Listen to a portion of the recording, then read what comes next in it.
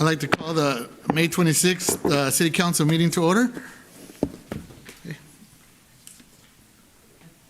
Oh, pledge of allegiance. Councilmember Rodriguez, can you lead us in the pledge, please? Hand over your heart.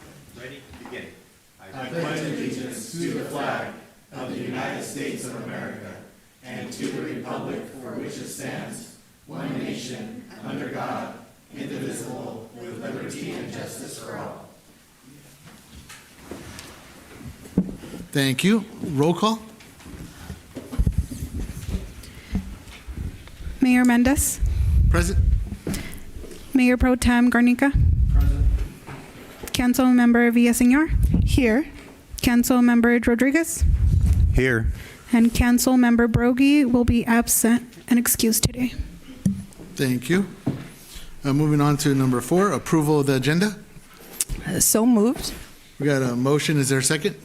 I'll second. Okay, motion second. All in favor? Aye. Okay, motion passes unanimously. Thank you. Moving on to number 5, presentations. 5A, Community Action of Ventura County. Welcome.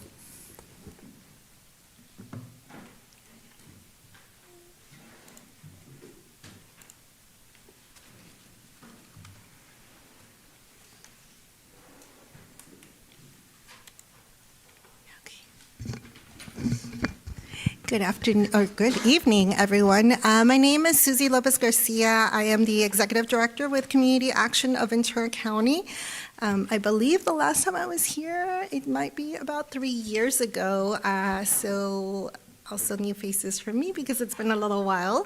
But back then, we came to present on the water program we had, started during, after COVID. So it was for families impacted during COVID and paying their water bills.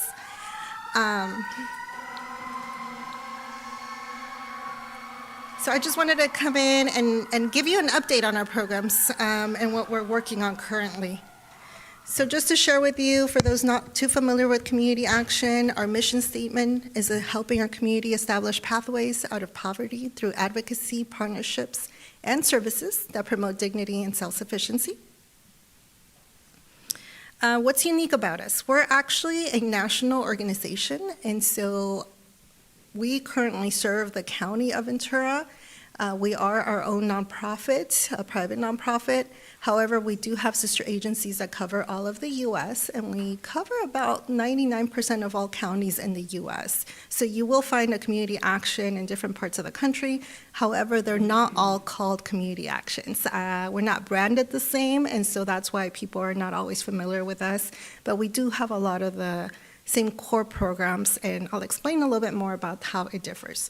We also have a tripartite board structure, and what that means is a third of our board is appointed by the Board of Supervisors, so they are elected officials, and we currently have Councilmember Villaseñor on our board representing for the district out here.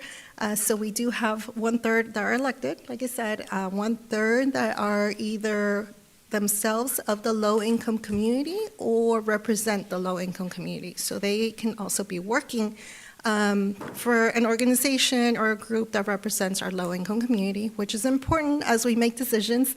As most of our programs, that's the community it serves, so we want to make sure we're hearing those voices as we make decisions. And the last third of our board is the private sector, so it may be faith-based, business owners, any community members that don't fall under the other ones.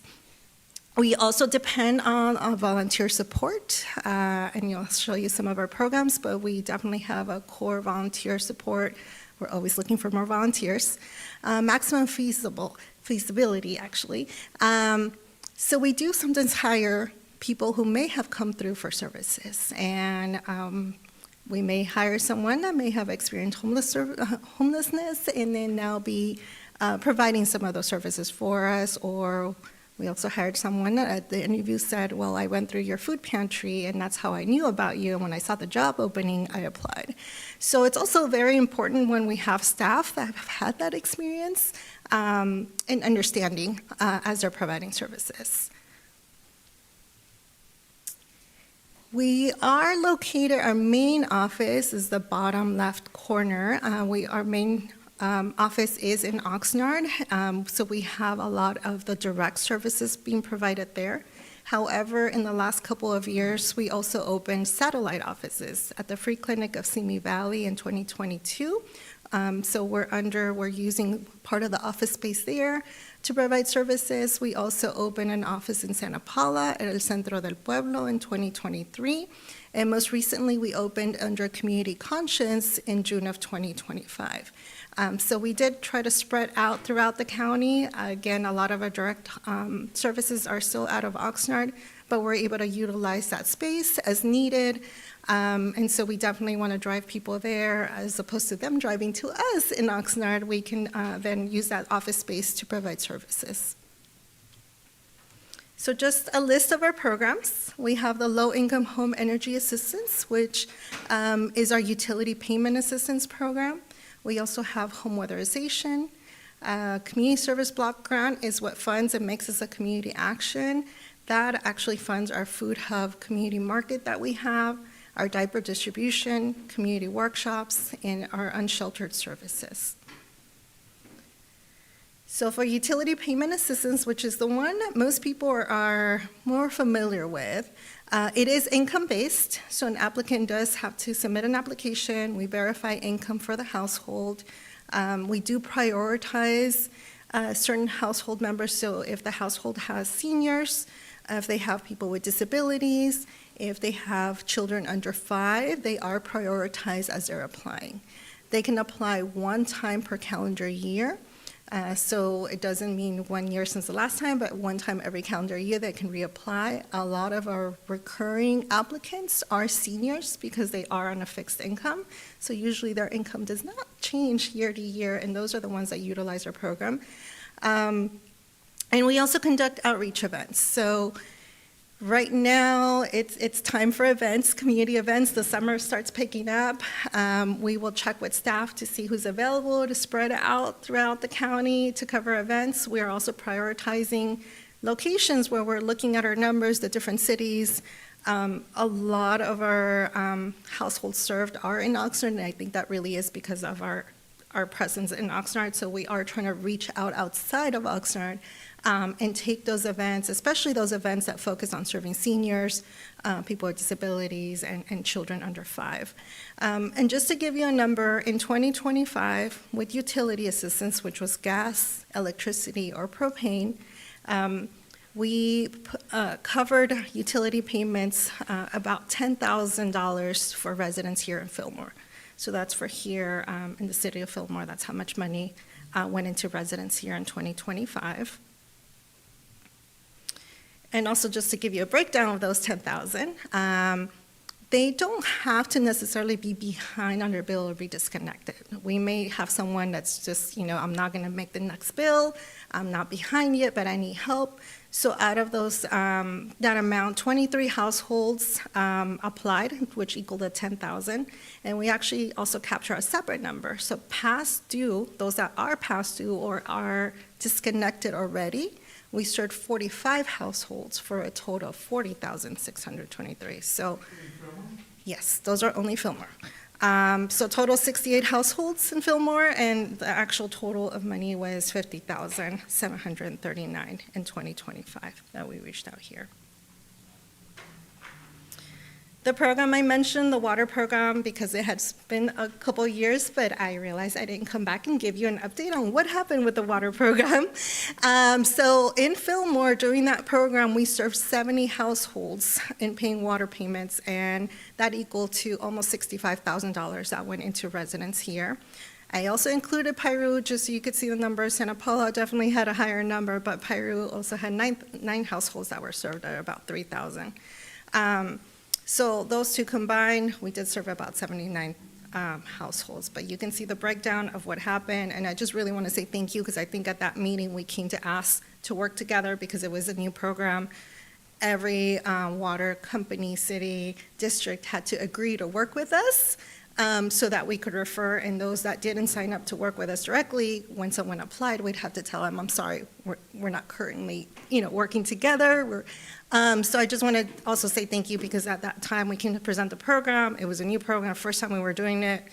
And so we had to work through that, but thanks to, getting approved and working together, we were able to serve those households here with water utilities. And then our home weatherization program. So I really want to highlight this program because people usually come to us when they need help paying their bills.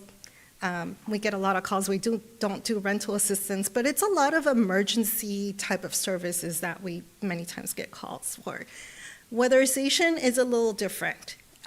With weatherization, same eligibility, income. It is a state program. It's at no cost to the households. Renters or homeowners are eligible. And so what it does is we actually do the application with the applicant. We then go into their home and do an assessment of the home. We're sometimes able to replace refrigerators, washers, dryers, microwaves, stoves, water heaters, and so larger appliances as well. And so in that, we're also helping them to reduce their energy bills, so it's more long-term. It's not just paying the utility bill, it's looking at long-term. We're also running carbon monoxide tests, looking at all their gas appliances, if there's any leakage, and replacing those and letting them know. So they also get an assessment, results of how their home is doing, and also safety. So they may not be aware that how much carbon monoxide is present in the home because 2 burners work, the other 2 don't work really well, the oven's not really working, but they can cook, right? So a lot of these appliances get tested. When someone also needs a new water heater, it breaks down. Those go to the top of our list. Those are what we call 911s. We have to respond within 48 hours. If they're eligible by income, we're able to serve them. So many times we get referrals to the gas company because they go out to check their water heater and they refer them to us. So again, we served 8 homes in Fillmore, so it is a smaller number, but that totaled to about $34,000 that went into those 8 homes in Fillmore. Again, no cost to the homeowner. If it is a renter, we do need the approval of the homeowner to go into the home to make all these changes. So we do the assessment, we contract out the work for our contractors to come in, replace the appliances or any work in the home, and then we go in to inspect the work to make sure everything was installed properly and everything we assessed for was done. And then, they're able to have either a new fridge that can keep their food at the temperature it needs to be. We also get a lot of seniors that tell us, well, we no longer have to figure out going to the laundromat because my dryer or my washer isn't working. We're able to stay in our home and be independent. So it is a lot of help. I just want to highlight it because we are looking for more referrals here in Fillmore for any households that might be eligible. And this is a new program we contracted with the County of Ventura. It's more to do some of the same things I mentioned, but it's focusing on going electric in the home.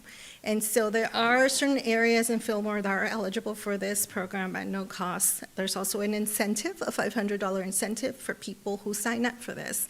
There is a process, can definitely give you some more information, but they're going by the census tract maps, and so there are certain areas in Fillmore that we're going to be targeting to see if families are interested in doing this. They're going to monitor the air quality initially, then they would receive the appliance. They don't need to go electric on everything, but they would have to at least take one, like a water heater or a stove is available, so different items. And then they would monitor. So really, they're trying to also look at air quality and going electric at the same time and your bills.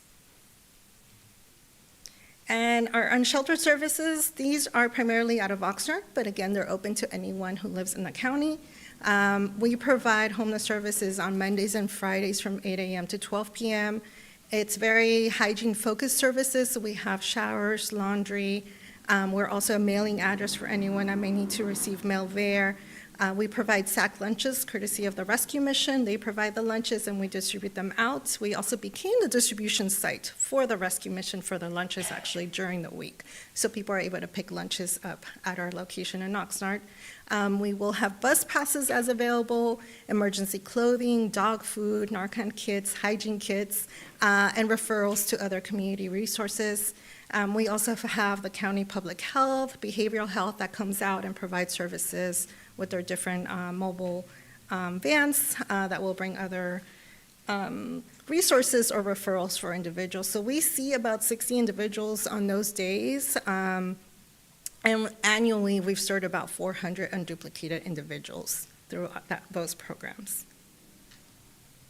And our food program. So this is the program that grew the most after COVID.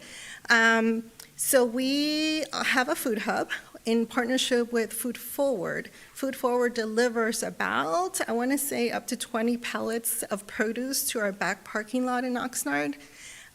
We then unload, and then within the following 30 minutes, we have a list of pantries that are picking up food from us to provide produce to their pantries. And we actually do have One Step a la Vez out of here in Fillmore who goes out to pick up produce to distribute here locally. We are gearing up. Another promotora from Fillmore will be picking up starting next month, and I believe they're going to be providing food primarily to seniors here in Fillmore. So we have different partners throughout the county that are coming to pick up produce from us to distribute. That's usually the second and fourth Tuesday of the month. We've had between 15 and 20 pantries pick up from us on those days. And then we also have our own food pantry distribution the second and fourth Thursday of every month. Again, open to anyone who lives in Ventura County. It is out of our Oxnard office from 8:30 to 11:30. They can pick up a box of food. It is a drive-through distribution, so they go through, pick up their food, and be on their way. And just wanted to highlight some of the partners that we have out here in Fillmore. Again, One Step a la Vez has been one of our key partners that we've been working with, from food to participating in their events, to bringing outreach staff to give out more information during their events. Promotoras have also been helping with our utility assistance program, so they refer a lot of people. They're familiar with our application, our checklist of items that people would need to collect in order to submit their application, and just some of the events that we have attended in the past here locally. And in 2024, in partnership with FoodShare, we did start the diaper distribution out of our Oxnard location. And so the first and third Tuesday, we distribute diapers out of our location. And again, I mentioned a lot of the things that happen in Oxnard, but it's because they are open to anyone who lives in the county.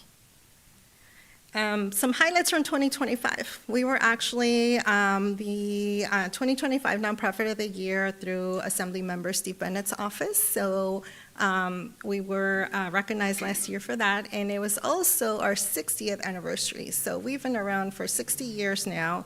We used to be the Commission on Human Concerns. That was our previous name for anyone that might be familiar with that. And then we did rebrand and change the name, but that is us, and so we have been here for 60 years. Just a quick question. So, Yes. so you were one of, or the nonprofit of the year for California? So we were the one under Assemblymember Steve Bennett's office, so for this district. Yeah. And our contact information, we're on social media. That is probably what gets updated the quickest. So if we have any changes in schedules, if we have a new program, any new resources, we usually distribute that out primarily through Instagram and Facebook, but you can find us on LinkedIn as well. That's our website, our phone number.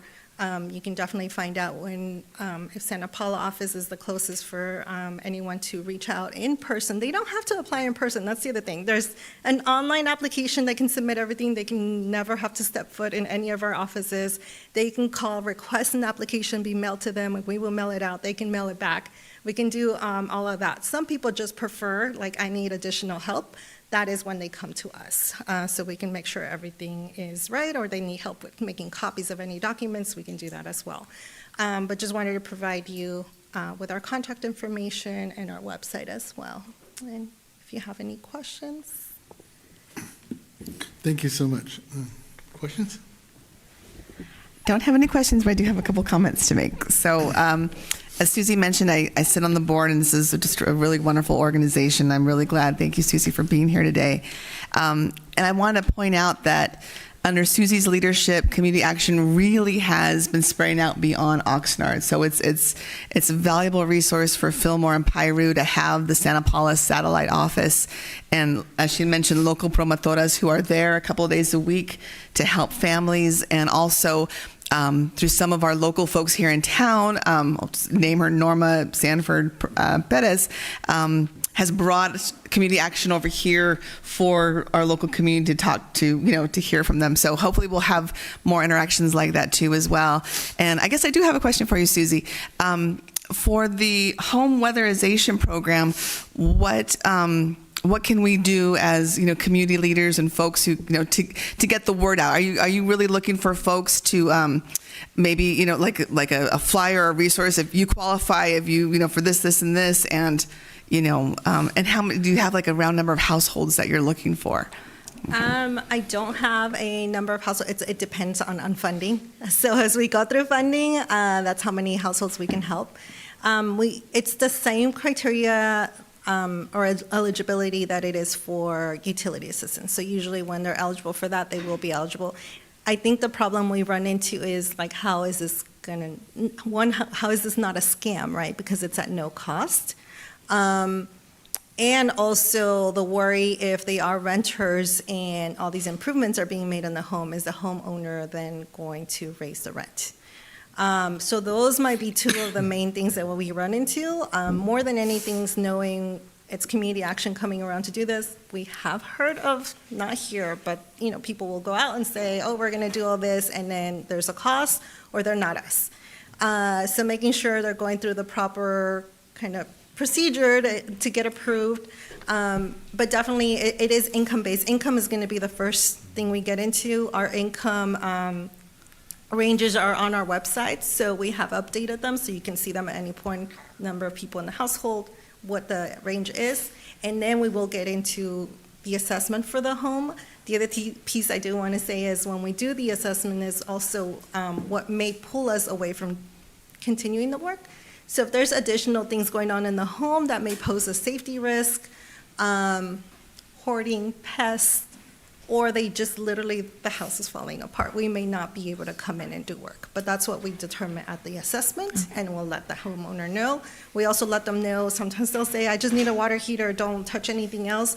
Well, safety-wise, when we replace a water heater, we also have to make sure there's smoke detector, everything else is working correctly, carbon monoxide. So they have to let us touch both things, right? And if we hit that wall, that's when we will pull back and maybe not move forward, because again, it's the safety issue. But just letting them know there is a program that will replace some of these things. We'll do the assessment in their home, and it's free of cost. Okay. Thank you. And yeah, just another comment. I'm definitely going to try to do everything that I can. I know our community too, to get the word out about this and just really say about how great organization, legitimate organization, right, to trust. And there's definitely a lot of households that can use this help here in Fillmore. So thank you. Thank you. Thank you. Okay. No, I just, my only comment was thank you very much for all the work you're doing. I think it really has a huge impact on in a much needed space. So thank you. Yeah, thank you. Thank you so much. I appreciate the time. Thank you. Moving on to 5B, Oxnard Mexican Consulate, Mexican Ambassador Ricardo Santana. Welcome. Thank you very much. Thank you very much, Mayor Albert Menendez. Thank you very much, all the members of the council, Cristina, Kerry, John, Mario, and Erica. And thank you very much, Ana Sendejas, for the support that you are giving us. I will talk this in English, and after that I will say some words in Spanish. I am diplomat of my country. I have been working 45 years for the Foreign Service of my country. I have been stationed in too many countries around the world, in the United States, in 6 consulates along the borderline, and now in Oxnard.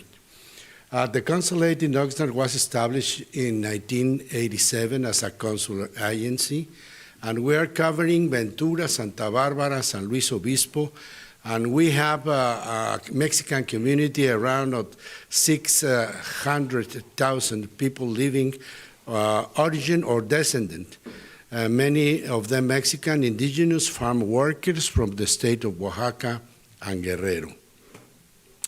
As you may see in this chart, we have a lot of people, Mexicans, in the 3 counties. The circumscription is 1.6 million. In Ventura, 901, 2,000. Santa Barbara, 455,000. San Luis Obispo, 295,000 people living around. And you see the percentage of the Mexicans. And we have here in Ventura around 386,000 Mexican people living here. As you may see, all of them are farm workers. And of course, all of them ask for services of our office. I was trying to explain this to Fillmore in the last 38 months that I have been stationed here in Ventura, and I talked to one or another people from Fillmore, and finally I was invited to talk to you. Thank you very much for that. It's very important, your city, for us because we have a lot of Mexicans living here, and that's proud of us, and they are doing the great things in these lands. So thank you very much for that. What kind of, my reason to talk to you is because I think all of them need to know about our services, to have information about our services. If they know better than we do, they will ask for services like legal assistance, like the situation of vulnerability or emergencies, documentations, providing identifications and nationality documents. And of course, we work in the community services to strengthen ties with the Mexican community and provide spaces for the inclusion. What kind of documents that we issue there, like the Mexican passport, like the consular ID card, the voting registration card, the dual citizenship. If you have the right to have 2 citizenships. Legally, the United States is good with that. You may have both passports in your pocket, the American one and the Mexican one, and you may use each one that you want when you fly, when you go to another country. So it's not a conflict with the United States. You may have 2 nationalities. And I think 2 is better than 1. Believe me, if you are Mexican, you will be proud to have your Mexican passport. You will not pay the duties in the airport. You will have the right to receive all the lands of your heritage and not pay for that taxes and everything. You may have the right to have a academic career in the Mexican university for free. And too many things that you can do there. Okay. Okay, we have services, legal and immigration services, like if you have a legal process in Mexico, we notify you here what all the steps that you have to do for attending this legal situation. If you want to know the whereabouts of your relatives, you can go to my office. And to receive also legal assistance, you have a relief on immigration or whatever is needed, like legal orientations, final support to prisoners in removal proceedings, interviews of Mexican nationals in ICE custody. We go to the Camarillo and the Santa Maria every day to talk with the people that were detained and to try to find out what we can assist them before they are sent to the borderline to be deported. If they have a chance to be in front of a judge, we provide them, of course, the legal assistance that is needed. Okay, we provide legal representation or legal advice in immigration, civil, criminal, labor, human rights, and administrative matters. You know that we have in these 3 counties 2 major detention center. One is in San Luis Obispo, which is a federal prison, and the other one is in Lompoc. And we always go there to talk with the Mexicans and to try to help them legally and with all the documents that are needed to follow the process. Of course, we have special situations like child custody and child support. You have in mind that all these agencies are here in the United States, but when the childs or children, Mexican children are involved, they need our assistance because they don't have papers. They don't even know the names of them, of the relatives. And of course, we are very close of these agencies to provide legal assistance to the child. We don't want that they be sent with a third family or with another place. We need to work very hard to keep the family united. Immigration cases such as U visas, we have a lot of cases related with the victims of crimes and domestic violence, and that may cause the removal proceedings. Labor rights cases and immigration and criminal detentions. These 11 legal firms are always in our office. If the people needs to receive legal assistance, they just go to the office and ask for them for free. So it's very important that the people knows that. Don't do that the last day. They have to go and to talk with a legal assistance. We are not lawyers. We have lawyers locally approved to do the work for free. Okay, special cases, minors in custody of the foreign authorities for the social services that are the processing offices, the Office of Refugee Resettlement, repatriated minors. We provide to them all the links with the Mexican authorities, with the DIF in Mexico for locating a minors or release all the papers to be repatriated to our country.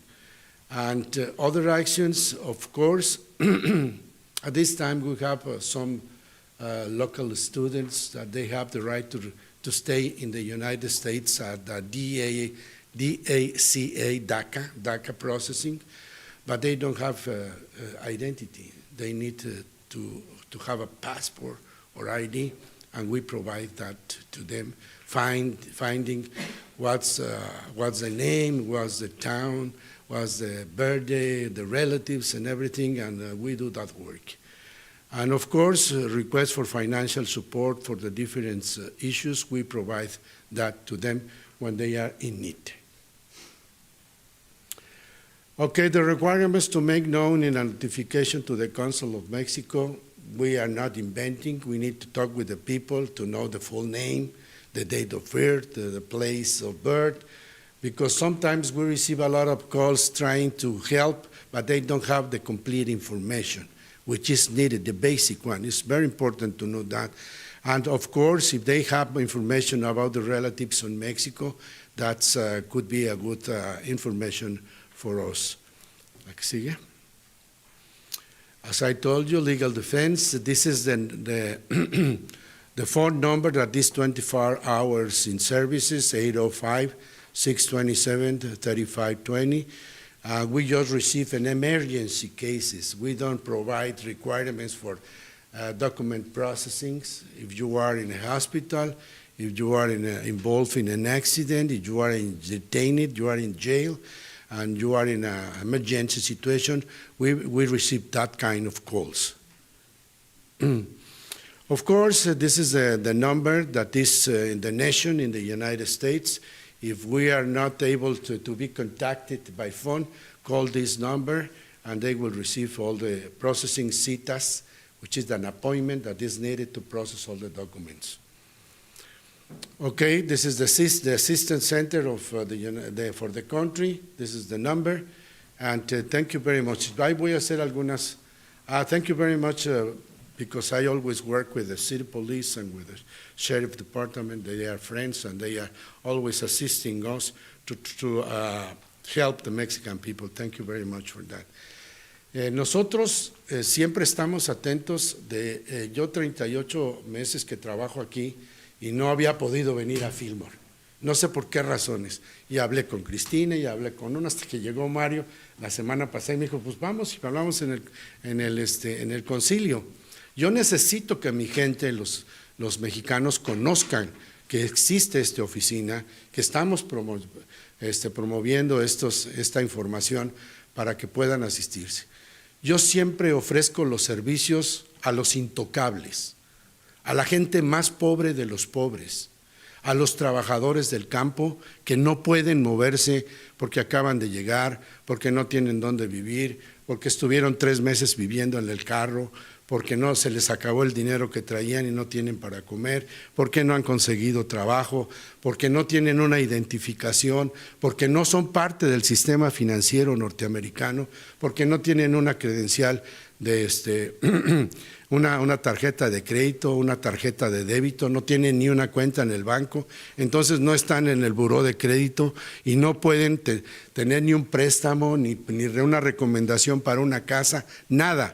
Que no se les olvide, existen estos mexicanos y así llegaron sus familias. Tenemos que estar cerca de ellos, cerca de los trabajadores mexicanos, que son las gentes del campo, para que tengan ese apoyo, ese servicio, y es por eso que quería yo venir a Fillmore, porque sé que aquí en la ciudad de los cítricos, de las naranjas, hay muchos trabajadores mexicanos y más del 60% son de vínculos mexicanos. Era mi compromiso, ya estoy aquí, necesito el apoyo de las autoridades, que sepan que estamos, que se difunda que está el cónsul, que vino a verlos, para que podamos. Yo sé que dicen, sí, pero el cónsul anda muy sabrosito y no hay citas, ¿verdad? Sí, somos 650,000 mexicanos que vivimos en el área y somos 24 trabajadores de la oficina. A veces no nos damos abasto, hay mucha demanda, pero lo hacemos de manera organizada y lo hacemos para que todos reciban siempre en el consulado, en la Casa de México, el calor de la bandera de México. Y muchas gracias por la invitación. Questions? Oh. Sí, sí tenemos preguntas. Gracias. Thank you. Adelante. Okay. Thank you, Ambassador. Gracias, embajador, por venir finalmente. Y lo siento mucho que usted no estaba aquí más pronto. I'm sorry that you weren't here earlier, months ago, to share this important information.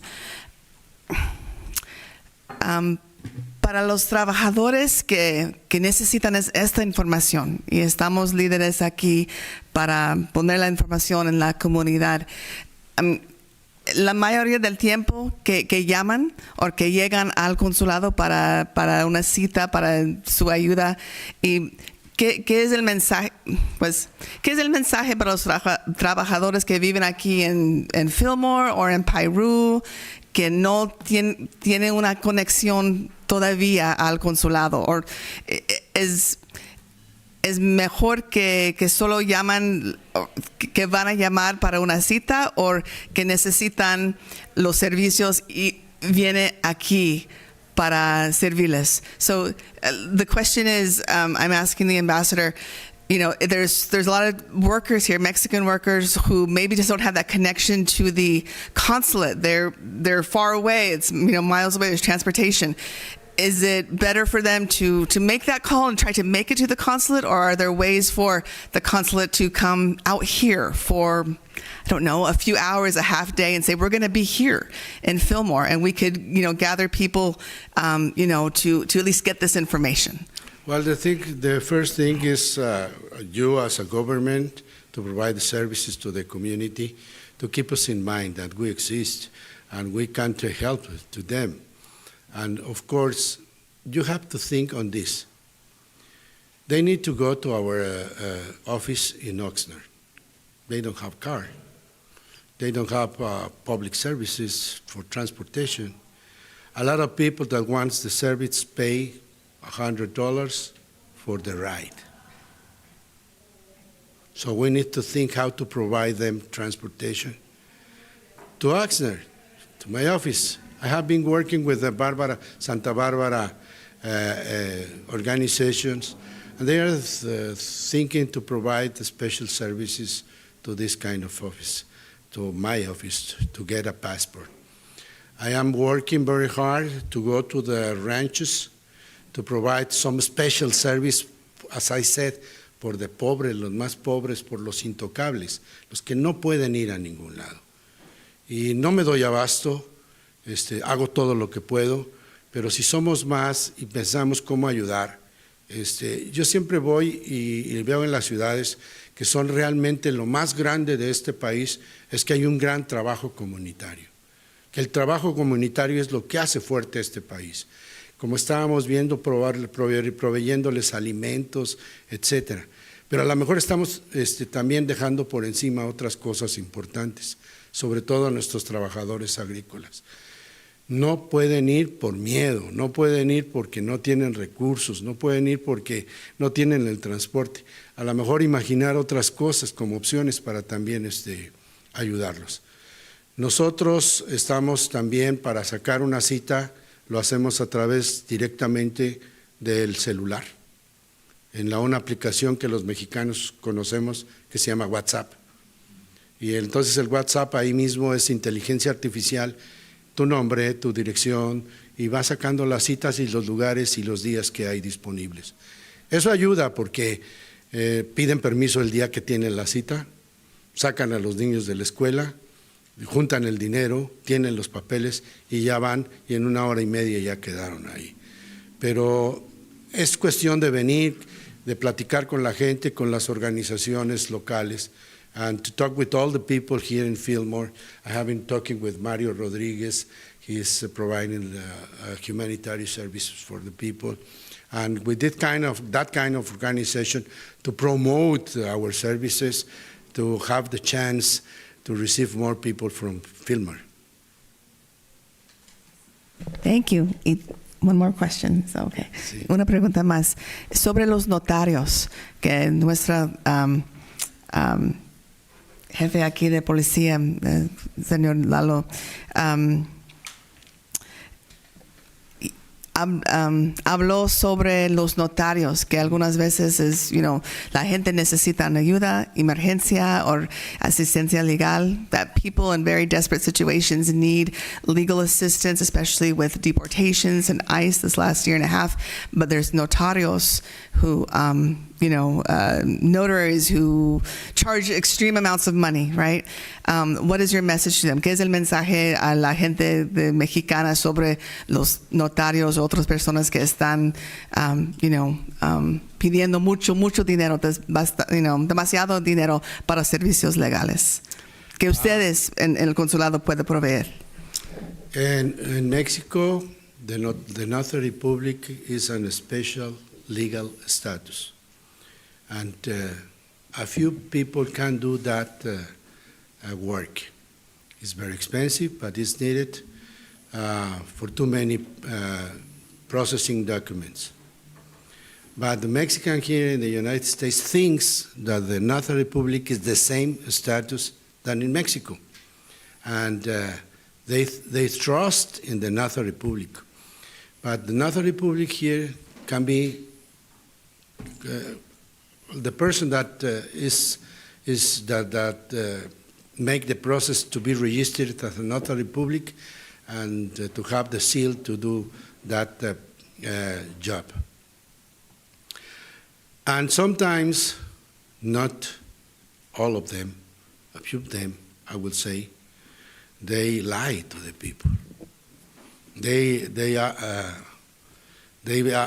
trying to be like local lawyers for immigration processing legal residence, and they ask for money. If you think about the consulate, you see that the Notary Public is doing the functions of the coyote. A coyote that is trying to get easy money, lying to the people that they will get the appointment in the consulate for $35 or $60, and of course it is not needed. We don't have people working on that. And it's very common to hear about that. And immigration cases, I always tell to my people, don't go with the chompiras. Ellos te van a engañar, te van a quitar tu dinero y te van a quitar tus papeles. Y el día que llega migración, nunca va a aparecer él. If you have the chance for immigration relief, pay for that with a lawyer.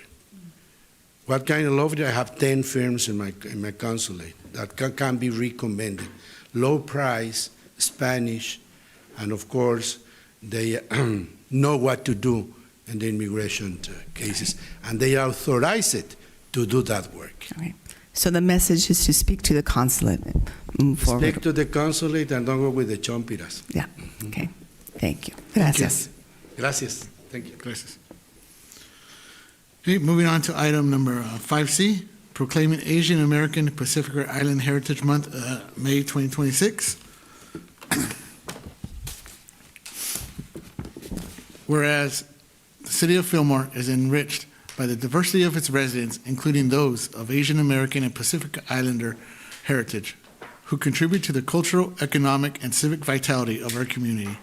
And whereas AAPI communities represent a wide variety of cultures, languages, and histories, each bringing unique traditions and perspectives that strengthen our shared community.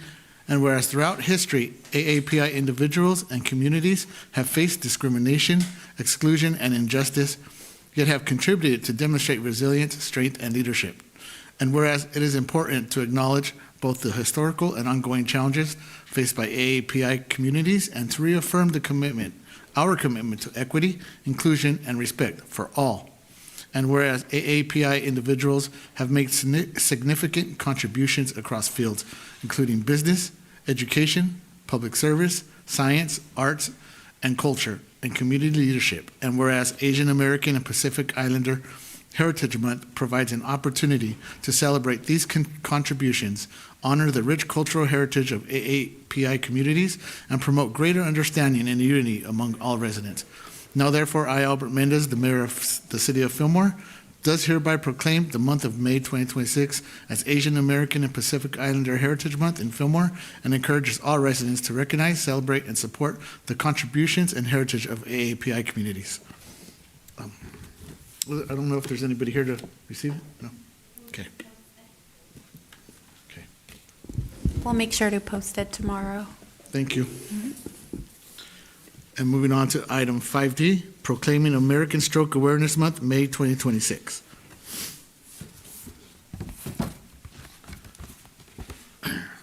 Proclaiming American Stroke Awareness Month, May 2026.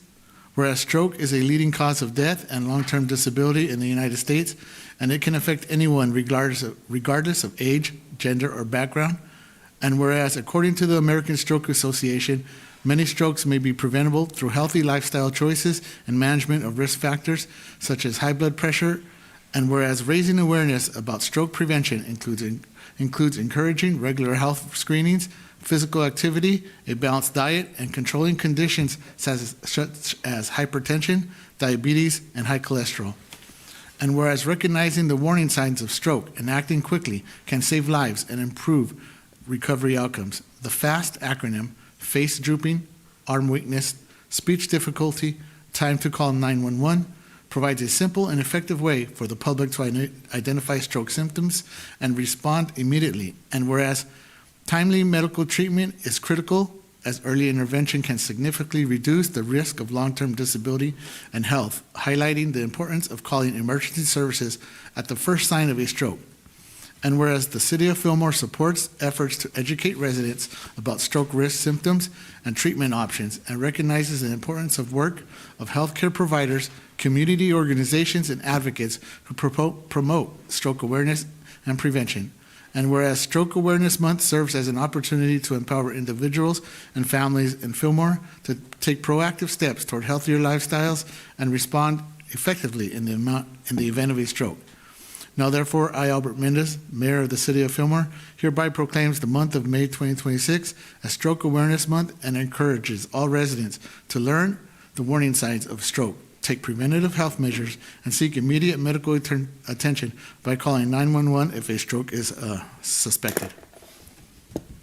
And we do have somebody here to receive it, and we have another resident who we are going to also honor by giving a copy of the proclamation. But I'm going to step down to give this.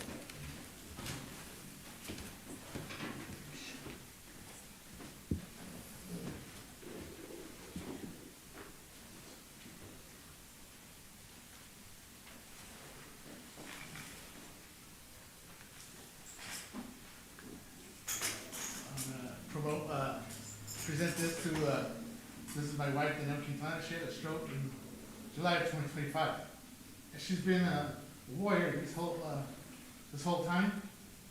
And thank you for being so strong. And as soon as you got home, you stepped up to your place and still being a leader in the community. And thank you, and I love you. And you're going to fight through this, okay? So, here you go.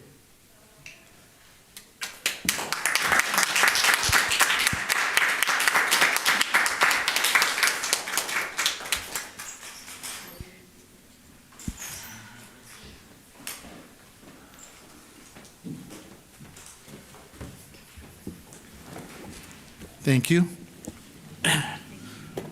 And moving on to item 5E, proclaiming in support of biodiversity of California's Central Coast, May 2026.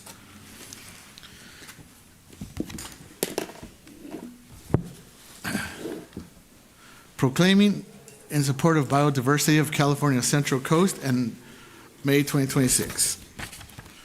Whereas the state of California has identified the protection and restoration of biodiversity as a critical priority through major initiatives such as the California Biodiversity Initiative 2018 and Executive Order N-82-20, which commits the state conserving 30% of its land and coastal waters by 2030, 30 by 30, and recognizes biodiversity as essential to climate resilience, food security, and human well-being.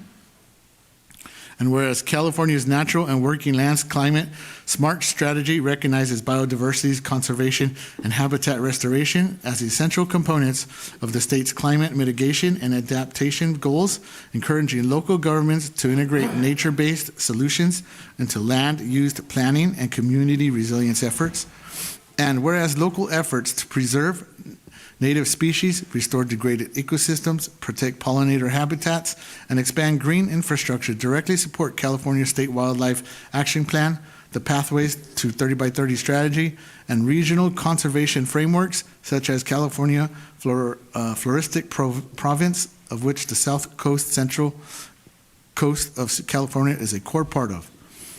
And whereas local efforts to preserve native species, restore degraded ecosystems, protect pollinator habitats, and expand green infrastructure within the city of Fillmore are already part of local planning efforts, including the city's general plan, land use element, conservation, and open space element, agricultural element, and related policies. And whereas California's Central Coast region, including the city of Fillmore and Ventura County, sits at a critical biogeographic boundary where northern and southern ecosystems overlap, creating a unique and ecologically rich environment with exceptional levels of species diversity, and whereas the region's diverse terrestrial ecosystems, including oak woodlands, coastal sage scrub, chaparral, riparian corridors, and the Santa Clara River watershed, are home to numerous rare, threatened, and endemic plant species, as well as hundreds of native wildlife species. And whereas the broader regional marine and coastal environments off Ventura County shores, including kelp forest, rocky intertidal zones, and offshore areas such as the Channel Islands and the Channel Islands Biosphere region, support vital biodiversity, including endangered species such as the southern sea otter, leatherback sea turtle, and migratory whale populations. And whereas these ecosystems are not ecologically valuable, but are also essential to the health, cultural heritage, climate resilience, and economy of the city of Fillmore, providing clean air and water, protection from erosion and wildlife, and opportunities for outdoor and recreation, agricultural, and education. And whereas the continued health of these biodiversity-rich systems is threatened by habitat fragmentation, invasive species, pollution, climate change, and unsuitable development, underscoring the need for urgent coordinated action at the local level. Now, therefore, be it resolved that the City of Fillmore hereby recognizes the ecological significance of South Coast's Central Coast as a global diversity hotspot and affirms its commitment to protecting the region's native flora, fauna, and marine ecosystems, supports the expansion of stewardship of local protected areas, greenbelt, habitat corridors, and conservation areas, including voluntary conservation easements, native habitat restoration projects, and urban biodiversity initiatives within and around the City of Fillmore. Commits to integrating biodiversity considerations into city planning, zoning, and development decisions, including the use of native plant landscapes, wildlife-friendly design, and nature-based solutions to climate resilience.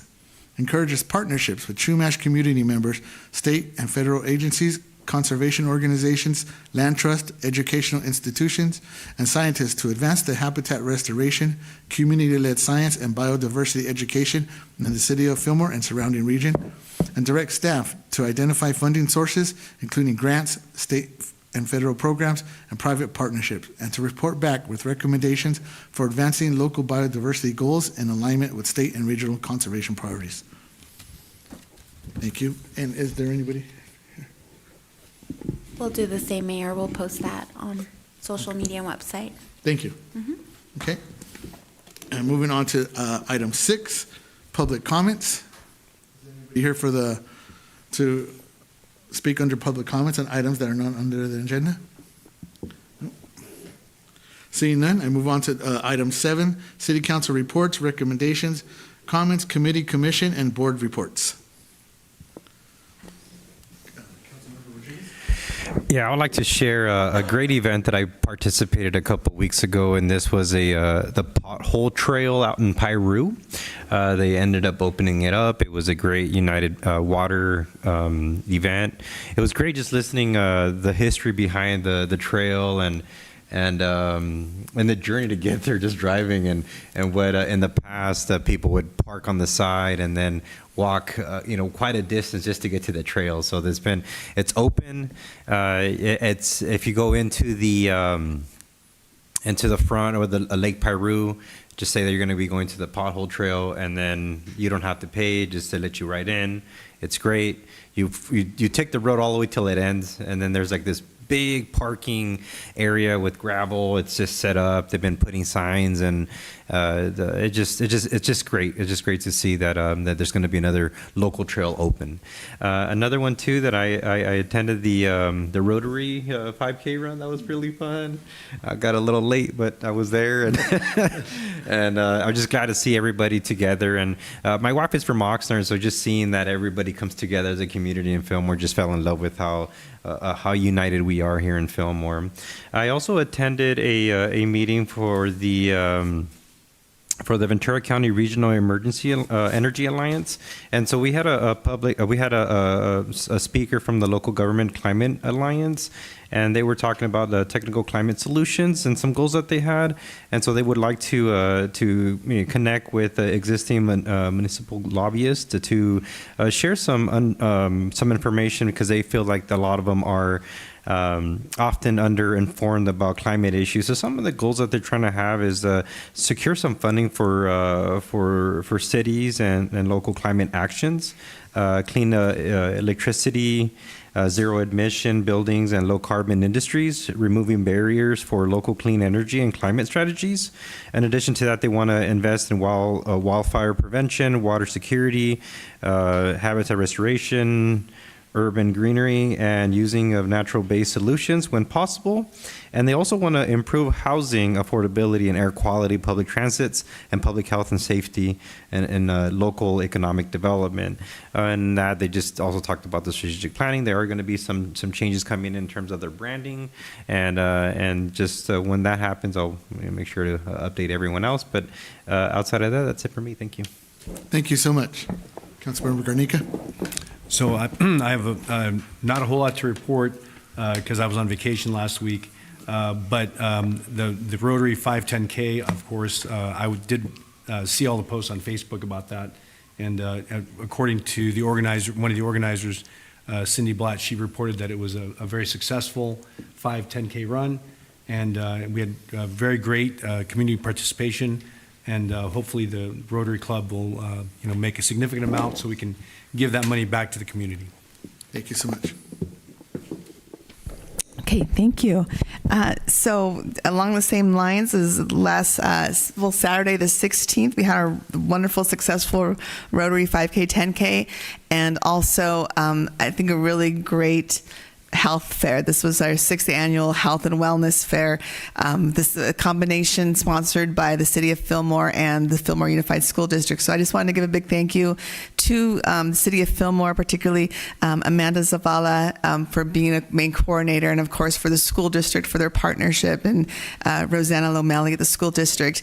And it's grown from 5 or 6 years ago, maybe a handful of booths or tables out in front of our City Hall Plaza, to I think there was at least 45 to 50 vendors, and a great turnout. And it's been a really nice working with the school district and with Rotary to promote it as sort of a day of fitness, a day of healthy living in Fillmore. And so I think that's just going to continue to grow. So I heard it was a great success. So congratulations to everyone on all of the efforts on that morning of Saturday the 16th.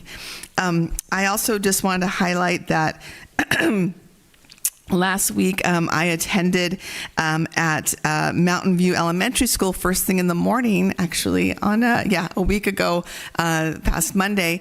It was a Public Works Week, and it was really wonderful to see Joe Belomo and the Public Works crew and, the fleet out there with the different trucks, talking to I think, TK through third graders maybe, and I think our other council members went to other schools on other days. And it was just a really fun way to get the kids excited about what Public Works does and how important it is for our city to keep things clean, and how they, pick up and, trim trees and basically keep our city functioning. And it was really cool to see that they got little mini hard hats, and Shannon with the city made these wonderful coloring books for the kids, very Fillmore specific, and it was just a great event. So thank you, Erika, too, for helping to get that organized and done. It was fun to attend.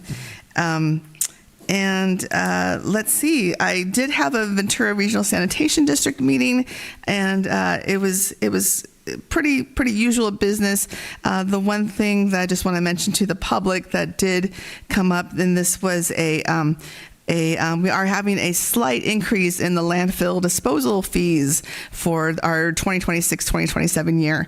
And the direct haul loads will increase in the amount of $1.36 per ton. So it's going to go from $42.93 to $44.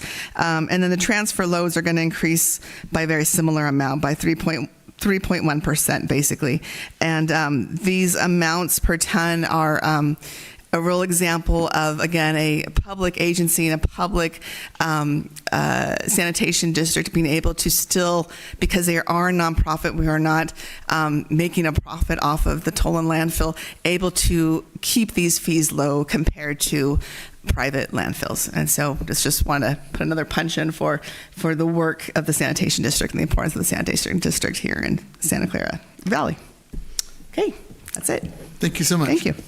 I don't have much to report, as my committees have been kind of dark, but I did also attend Public Works Week, which was great. I attended with Councilmember Brogy. We attended at Rio Vista Elementary School, and it was a great event. Thank you to all who partook to make in this event to make it such a great event. And higher. Yeah, it was a good event. Yeah, and also right after that, I rushed over to make coffee with our first responders, and that was a great event as well. And thank you to our first responders for keeping us safe all the time, and all you do, and Public Works for keeping our city functioning the way it should be. Thank you so much to both organizations. Also wanted to highlight that tomorrow, May 27th at 6:30 p.m. at the Fillmore High School gym is a scholarship night, and it's a big night for our seniors who are graduating. all our Rotary, Lions, and some of our other nonprofits will be giving away scholarship money to well-deserving Fillmore High School seniors. And if you want to see a little bit of humanity, of how great our community is, attend a scholarship night here in Fillmore and see how much this community gives back to our youth. It's really, really a fantastic night, and I urge you guys to all go and just be a witness to how great this city is in giving back. Also, I attended, I'm going to shout out to some of our youth organizations. I personally attended my granddaughter's USATF track meet, which was in West Torrance High School, and the Heritage Valley Blazers partook in this event, and they did really, really well. Each individual from Fillmore that went did really well, and they gave their best and represented Fillmore. And there was several states, Texas, California, I believe Oregon, Las Vegas, Nevada, were there, and our athletes really performed well and showed that athletes from Fillmore can participate in big events like this and do well. And also, I know that our Fillmore girls fast pitch softball, also All-Stars, performed in Newport Beach, I think it was, and they did very well as well. And I know Fillmore Pony Baseball also had their playoffs. So just shout out to all the youth organizations out there that are supporting our youth and keeping them in positive activities for our youth. So thank you, everybody. Thank you. So now moving on to I'm sorry, 8. I had one more announcement that I forgot. okay. Do you mind? Okay, I'm sorry. Thank you.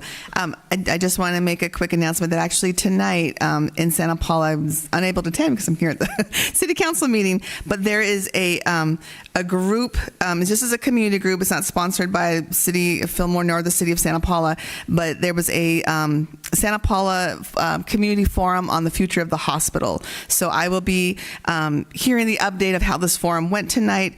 The goal of the group and the goal of the forum, sponsored by Santa Paula Latino Town Hall, is, of course, to maintain a full-service hospital campus in the Santa Clara Valley. So this was a planning meeting that took place tonight, and hopefully there was some community engagement from Fillmore, from Piru, and I will report back on what the group's next steps are. But yeah, this is just a community group event. Thank you. Thank you so much.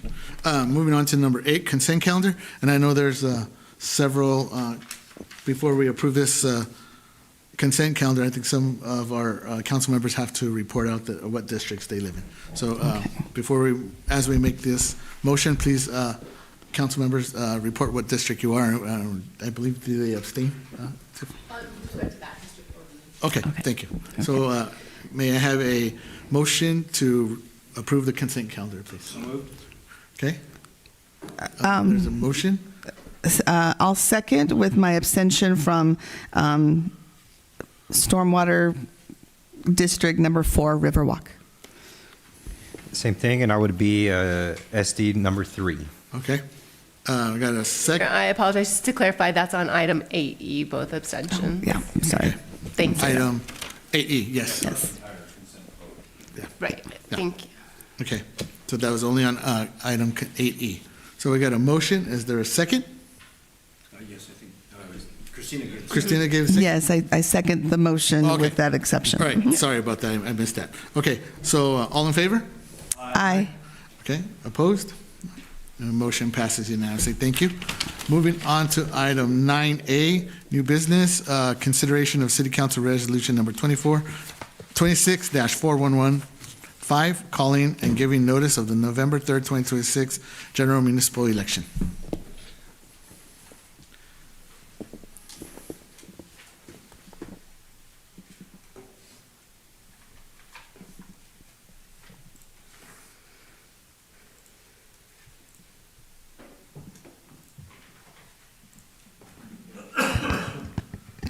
Hello, Mayor, Council Member. My name is Ana Sendejas. I am here to present and call the election for this upcoming November 2026. Just a little bit about the election and how to prepare for it. 3 of our districts will be having to be reelected. District 1, District 3, and District 4. District 1, which will be running for a short term. District 3 will be a full term, and then District 4 will be also a full term. District 1, just to clarify, is going to be a short term due to the fact that Luis Rodriguez was elected in November of 2024 for a full term of 4 years, but did resign on October 13 of 2025, which is why we appointed Mario Rodriguez at that time, who Mario Rodriguez was appointed earlier or late last year, I believe. Sorry. So it was December, so the council elected to go through the appointment process rather than the special election, and so the council elected Councilmember Rodriguez to be appointed through the cycle of the next election, which is November of this year. So he's technically appointed for a full year through the election that would be December, after we provide the election results to the council. Yes.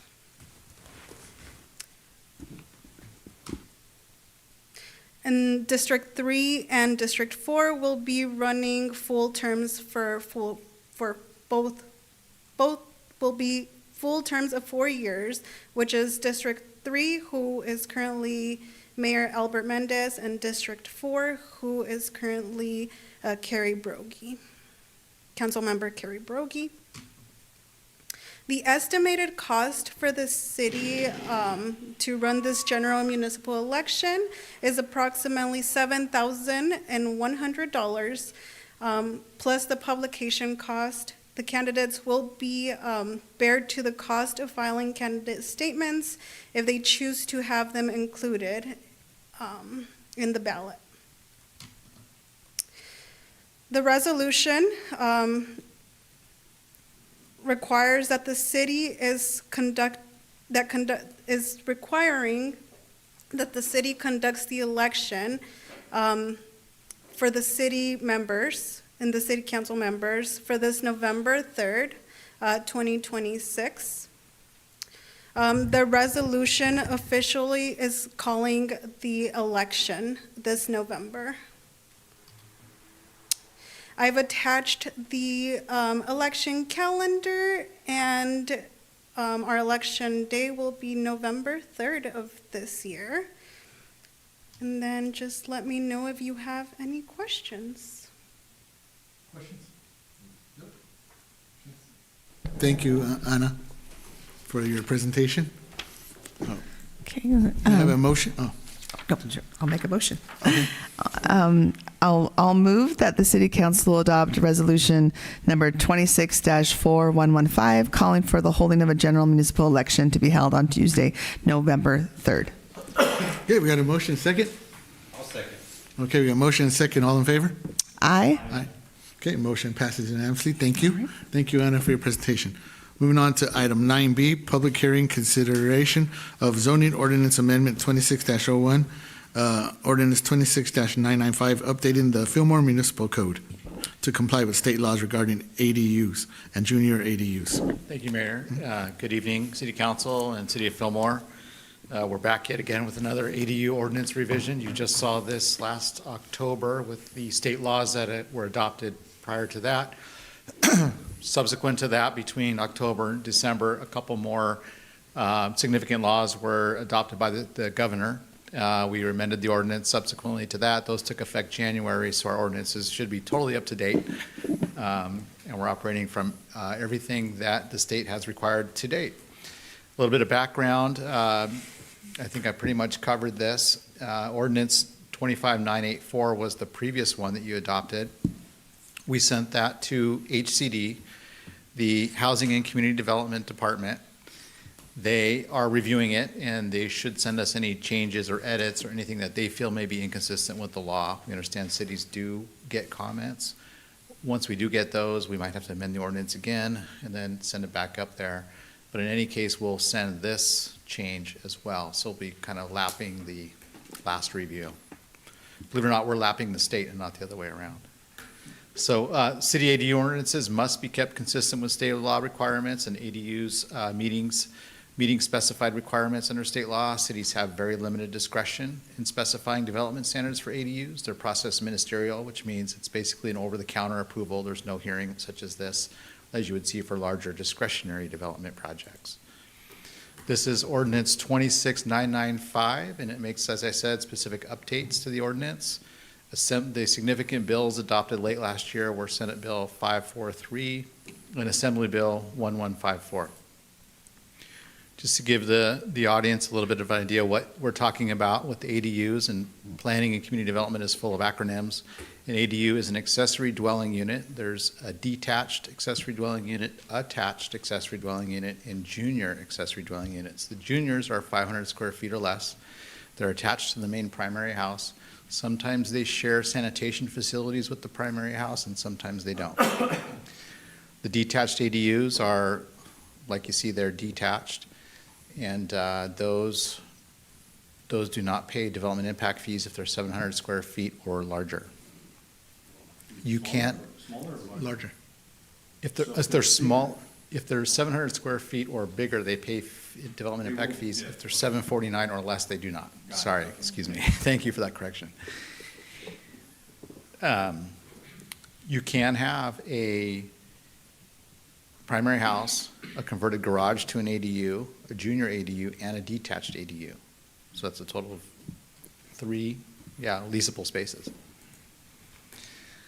A summary of the changes, these are just text edits, provides that lots with multifamily dwellings can combine a converted ADU and a detached ADU. Lots with single-family dwelling can combine a converted ADU, a JADU, and with a detached ADU, as I just mentioned. Development impact fees do not apply to junior ADUs, just a clarification. They're less than 500 square feet in livable space. And it also clarifies that floor area for attached and detached ADUs and JADUs is measured as an interior livable space. So questions were coming up as to what's the square footage. So there's a definition now of interior livable space. Fire sprinklers cannot be required for junior ADUs if it's not required for the primary residence. The chief might be able to back me up that you wouldn't want sprinklers in some portion of the house and not in others, because it maybe accelerates fires if you don't have sprinklers throughout. It specifies that owner occupancy for JADUs is only required for it requires that JADUs share sanitation facilities. They must be owner occupied if it shares sanitation facilities. JADUs cannot be used as short-term rentals, and it clarifies that additional accessory dwelling unit categories includes a combination of units subject to conditions that the floor area is measured as livable space. We went through a hearing with the Planning Commission back on April 22, and they unanimously voted to recommend approval of this ordinance. They made a couple of editorial changes, which are listed there. The California Environmental Quality Act has an exemption for this type of an action. It would only allow for the construction of ADUs in residential zones consistent with state law, so there's no environmental consequences and no CEQA document is required to be prepared. Tonight's recommendation is that the City Council twofold. One, open and conduct a public hearing, and 2, approve the first reading to introduce the ordinance 26995, approving zoning ordinance amendment 26-01, and a finding of exemption from CEQA. And I'll read what the ordinance is here.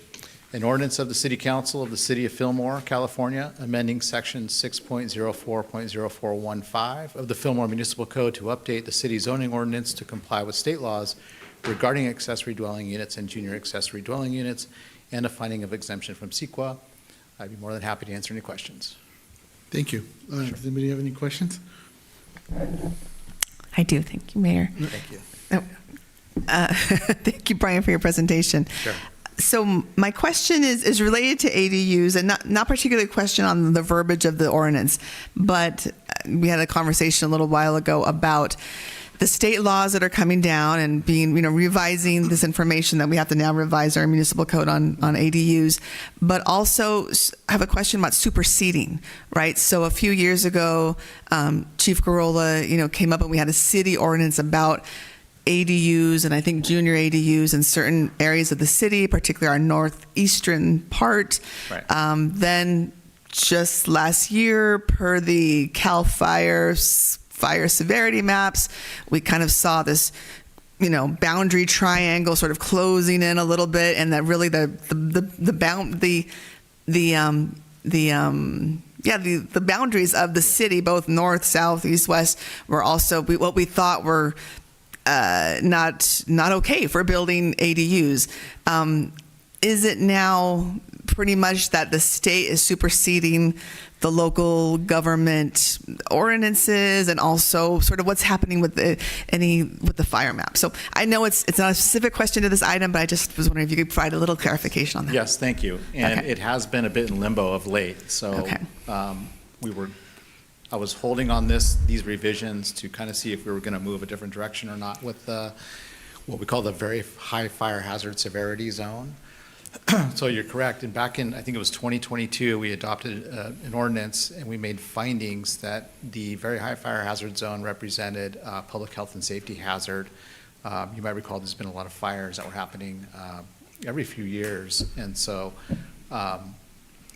the fire code and other codes do allow some latitude for the local fire chiefs to make local-based decisions based on how fires are acted here. So that's why that was adopted, it was perceived that the very high fire hazard zone was a hazard. A lot of it having to do with access, and the chief can back me up, but we have that in our ordinance that prohibits the ADUs in that zone. The state handbook recently came out and said, based on the state CAL FIRE, that it was kind of mostly intended maybe to affect materials, the building materials, and the building code was updated to require fire-resistant materials, which are implemented at Creekside. But it goes on to say in the latest handbook, that unless the city has adopted specific findings as to the health and safety hazard, which we have on the books. And so we didn't strike and edit that portion of our code at this point in time. We'll send it up to HCD and see if they make a comment and suggest that we do change it. But it's kind of one of those teetering. But because we have that on the books that we adopted that it was a health and safety hazard, we didn't want to change it right now at this point. And the chief's been monitoring this. So, yeah. Okay. Did that answer it? It does, and I think it's helpful too. That I think the line for me, speaking with constituents and people asking more and more about ADUs right. is people say, "I live in XYZ place. Can I get an ADU?" So Yes. the answer to them that I would say is go to City Hall and speak to our planning department, and they'll confer with our fire chief. Yes, and right now our code, as adopted by the council, is we are prohibiting it. And if something happens and it gets challenged and HCD really says, hey, you know what, you need to change, we'll revisit that. But right now, that's what's in our code, so we're bound by that. Okay, that's helpful, and thank you for allowing the question. That's a great question. Yes, yeah, great question. So, Brian, just to clarify, so from what I just heard, it sounds like if they're in an area that has previously been declared as a high fire zone, then an ADU may not be approved. It's a very high fire hazard severity zone, and I Right. only say that because there's a category of what you just said, Okay. which is a reduced severity, Okay. where you can do an ADU. Okay, Yeah, it's so only- but any properties that are outside of that very high severity zone, these likely changes would allow an ADU. They're already allowed. Okay. Yeah. This just clarifies some of the language about specifics, right? Other Yes. stuff, Yeah, yeah. that's what I thought. Okay, Yeah. great. Thank Yeah, you so you got much. it. And I did have two questions. They were answered via email, but is it okay if I read them out loud now? So I had two questions. In the past 5 years, how many ADU permits have been processed by the city? And then that stands for 61. Yeah. And then my second question was, has staff analyzed infrastructure impacts on the older neighborhoods? Yes, and we had previously, and there were some sewer capacity issues that caused the city to adopt prohibition in a certain area in North Fillmore. That constraint has been alleviated by the work that Williams Homes has done at Creekside. So they've freed up some of the capacity in that area. And so that's not a constraint at the moment. We are updating the overall citywide sewer master plan. So the sewer study has all been and put forth. It's in draft. The sewer looks okay until you mass populate it with ADUs on every lot throughout the entire city. But we're still evaluating that, and I think they'll have to troubleshoot some different scenarios as to when the sewer then gets impacted again. But so far, it's going in the right direction in terms of sewer capacity. Good. Yeah, and I think the state law would prohibit us from prohibiting ADUs based on that factor in any case. Yeah. Interesting. Yeah. Okay. So, you know, a lot of things moving with the ADUs. Yeah. But thank you so much, Sure. Brian, for your presentation. Is there a motion to approve? Yeah, I will, I'll make the following, actually, we didn't. Oh, no, I didn't. At this time, I'll open the public hearing. And seeing there's nobody here for the public hearing, I'll close the public hearing now, and I'll entertain a motion to approve. Okay, I'll make that motion that the city council approve the first reading to introduce ordinance number 26-995, approving zone or ZOA 26-01 and find an exemption from CEQA. And the ordinance language is an ordinance of the City Council of the City of Fillmore, California, amending section 6.04.0415 of the Fillmore Municipal Code to update the city's zoning ordinance to comply with state laws regarding accessory dwelling units and junior accessory dwelling units and finding of exemption from CEQA. Thank you. I got a motion and second. Second? Okay, motion and second. All in favor? Aye. Okay, motion passes unanimously. Thank you. And thank you again, Brian. Moving on to item number 9C, adoption of plans, specifications, and cost estimate for project specification 25-08 Santa Clara Street water line improvements. Good evening, Mayor, Hi. City Council. I am your city engineer, Ms. Roxanne Hughes, here to talk to you about this item. Already been kind of a long night, so hopefully this is pretty straightforward for you. We're seeking City Council's approvals of the plan specs and engineer's estimate. How come we're not advancing? There we go. On the Santa Clara Street water line improvements, which is also affectionately known as project spec number 2508, along with authorization for staff to advertise the project for competitive construction bids. So giving you a little background, this is about replacing the aging water line in Santa Clara Street. It is an old cast iron pipeline. The existing water line is circa 1955. It's really corroded. It doesn't have a lot of pressure in it. It no longer meets current demand requirements. This project is a project that will support reliability, future expansion, and infrastructure improvements. It was, the first portion of it, starting at Mountain View, was previously appraised by the developer with the Mountain View Apartments job. That was negotiated into the entitlement, and they needed to connect that line anyway, so it benefited them, it benefited us. They replaced it just up to their driveway. I have a map in a little bit to show you that. And so this picks it up there and takes it all the way to the end of Santa Clara Street, where it currently dead ends, and it will reconnect it at that point to the meters and the backflow preventer. It actually crosses the creek and goes up to the old Texaco site and stuff from there, but that's all private, behind meter, behind backflow, so we're replacing the public portion. Wildan was approved to do the design for it back in October. We've been doing everything that we do in this town is a plethora of field work and discovering all kinds of interesting things. I'll tell you that. So yes, it's had a little bit longer the design timeline. We had to do ground penetrating radar, all kinds of, fun stuff to figure out what was out there, what was not out there, and what it was. And so we're there. I feel good about it. We're to the ready to bid. This is the map I promised you. So you see Santa Clara Street in the middle there. This purple portion of the water pipe, the old water pipe is actually on the north side of the street, and they put in the new water pipe on the south side of the street. And then they stopped right there where the end of the purple line is their second driveway entrance into the Mountain View Apartments. And that's where the new water line, and then they crossed back to the north and connected to the old pipe, where we're gonna disconnect it from the old pipe, continue it up the street, and take it all the way in to that end just before it crosses over the highway. So that's the project simplified. Of course, that means every water meter, fire hydrant, blow-off valve, all of the equipment connected to that water pipe has to reconnect to the new water pipe. So this is very simplified, but you get the idea. That's what we're talking about. We're estimating construction cost at $430,000.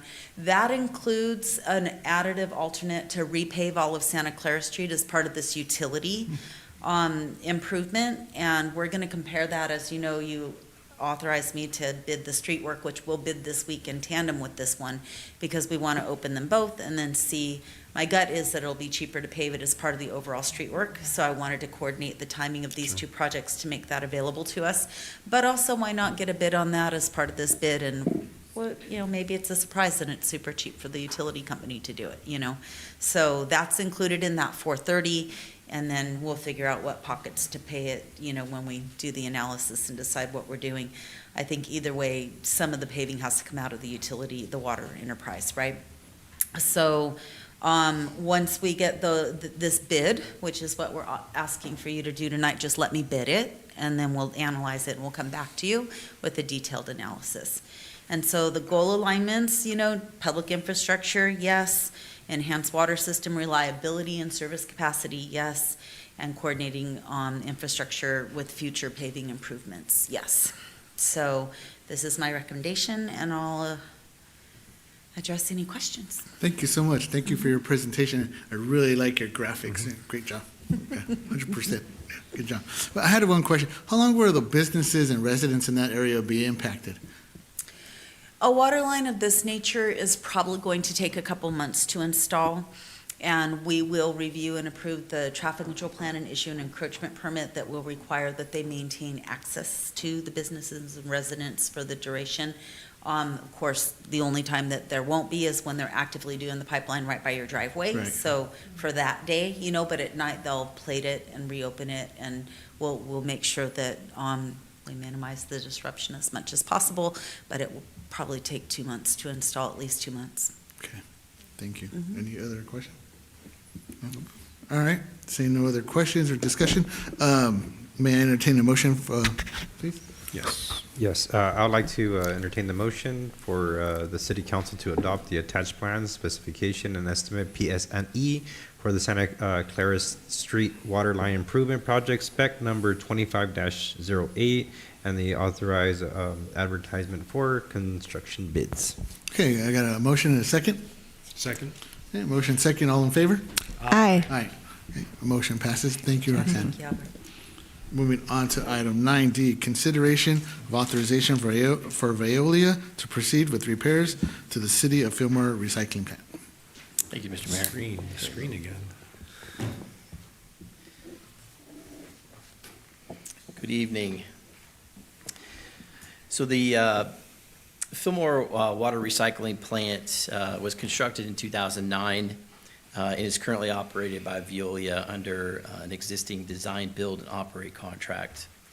Over time, numerous components at the facility have deteriorated and now require repair or replacement.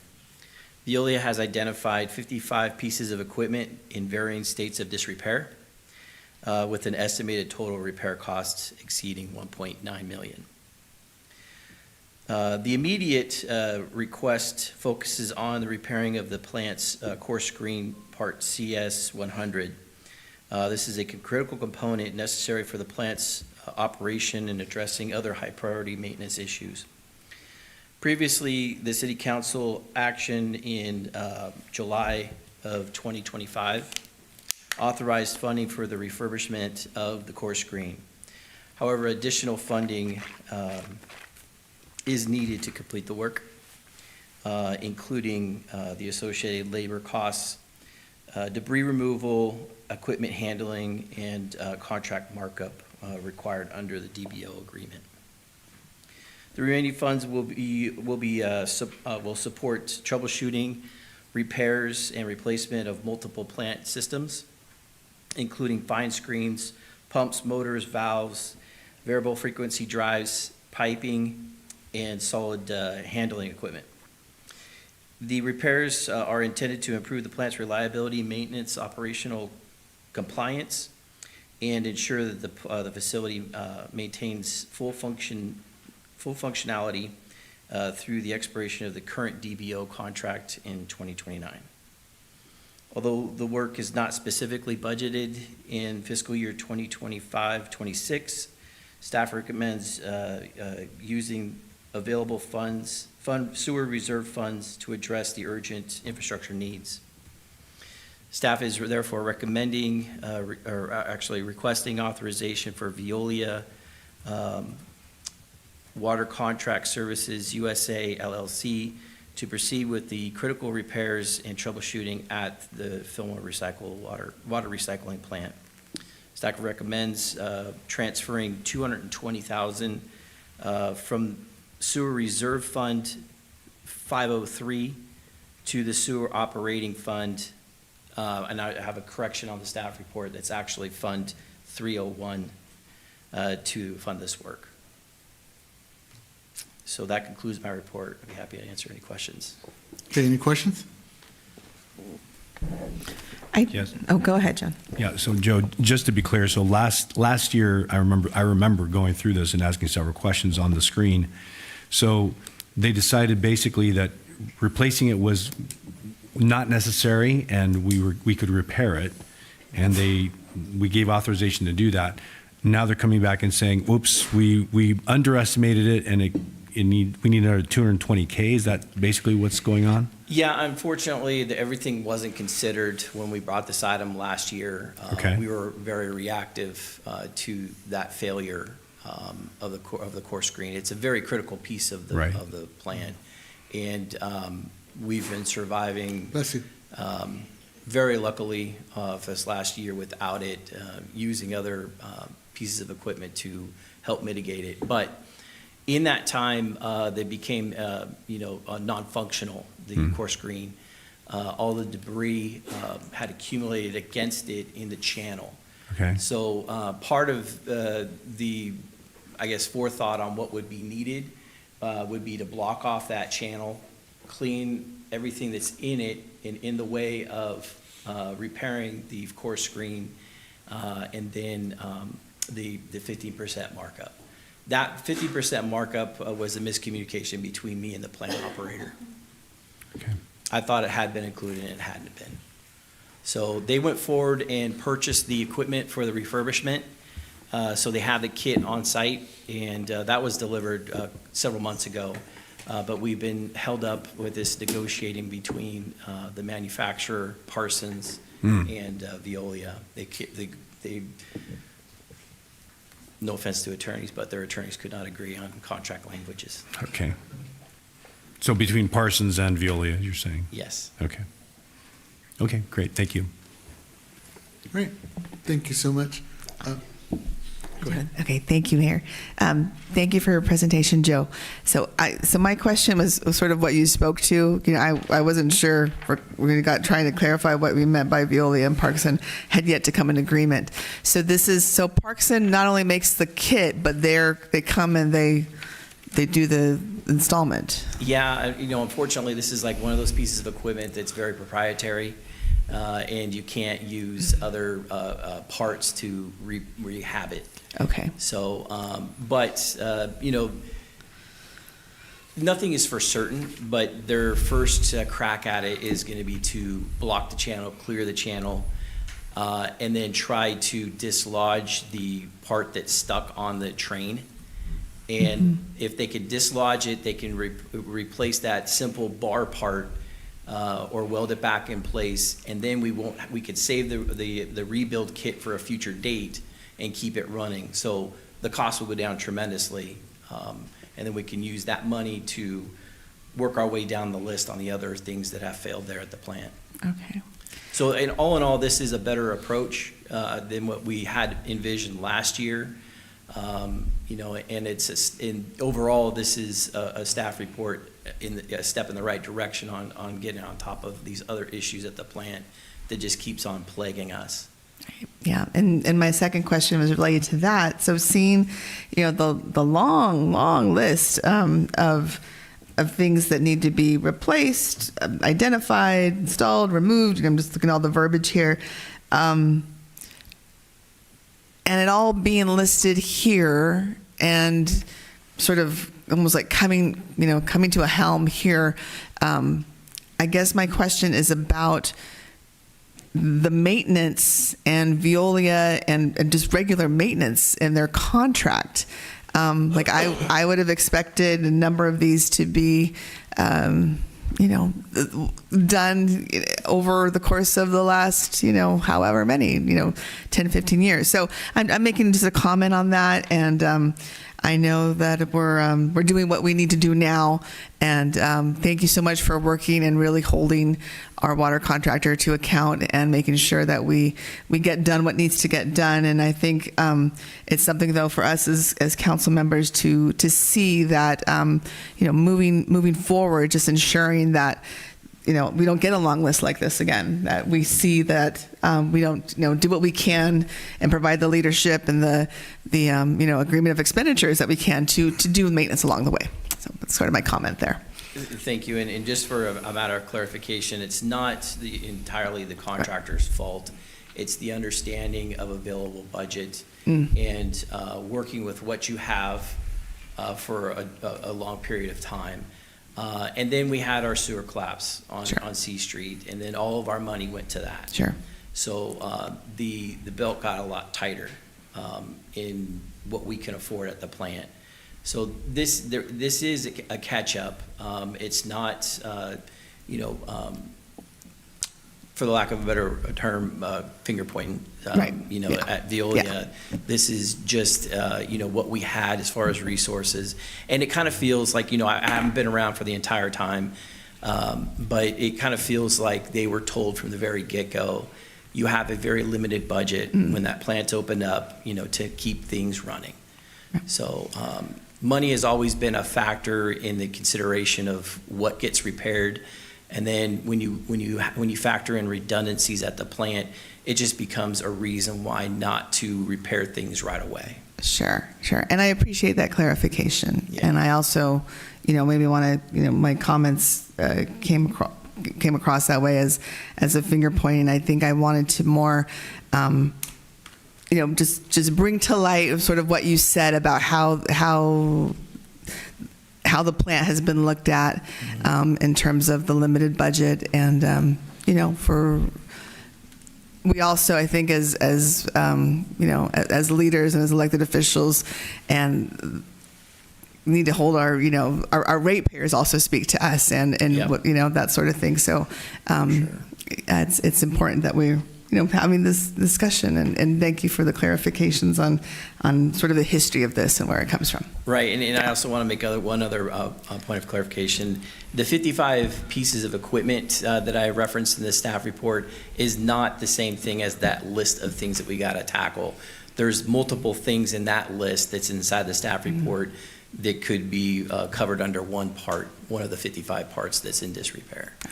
So, it's going to be a long 2 years, at least, to get that plant fully functional by the time their contract is up. Okay. Thank you, Joe. By that is the goal, is to get it 100% fully functional.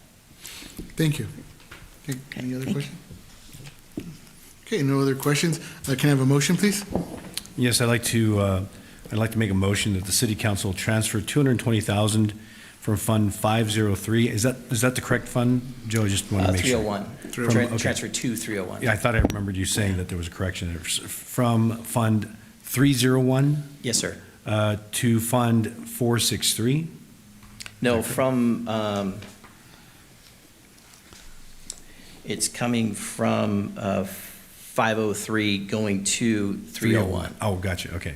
So transfer $220,000 from Fund 503 to Fund 301, and authorize the Public Works Director to authorize Veolia to proceed with the necessary repairs to the course screen and other critical repairs for an amount not to exceed $220,000. Okay, got a motion and second? I'll second. Okay, motion second. All in favor? Aye. Aye. Okay, thank you. Motion passes. Thank you, Joe. Thank you all. Moving on to item number 9E, award of contracts for Phase 2 of the sports field lighting project. Staff is seeking approval to award a contract to Techline Sports Lighting LLC for Phase 2 of the improvements at Two Rivers Park Sports Lighting project, which will provide sports lighting improvements at the park's baseball fields. Staff also recommends appropriating $486 rather, and 88 cents from unallocated park improvement fund reserve to finance this project. The project continues the city's long-term efforts to enhance recreational amenities at Two Rivers Park and responds to ongoing community requests for additional sports field lighting. Improved lighting will expand field availability for the youth sports organizations, particularly during the shorter daylight hours in the fall and winter seasons.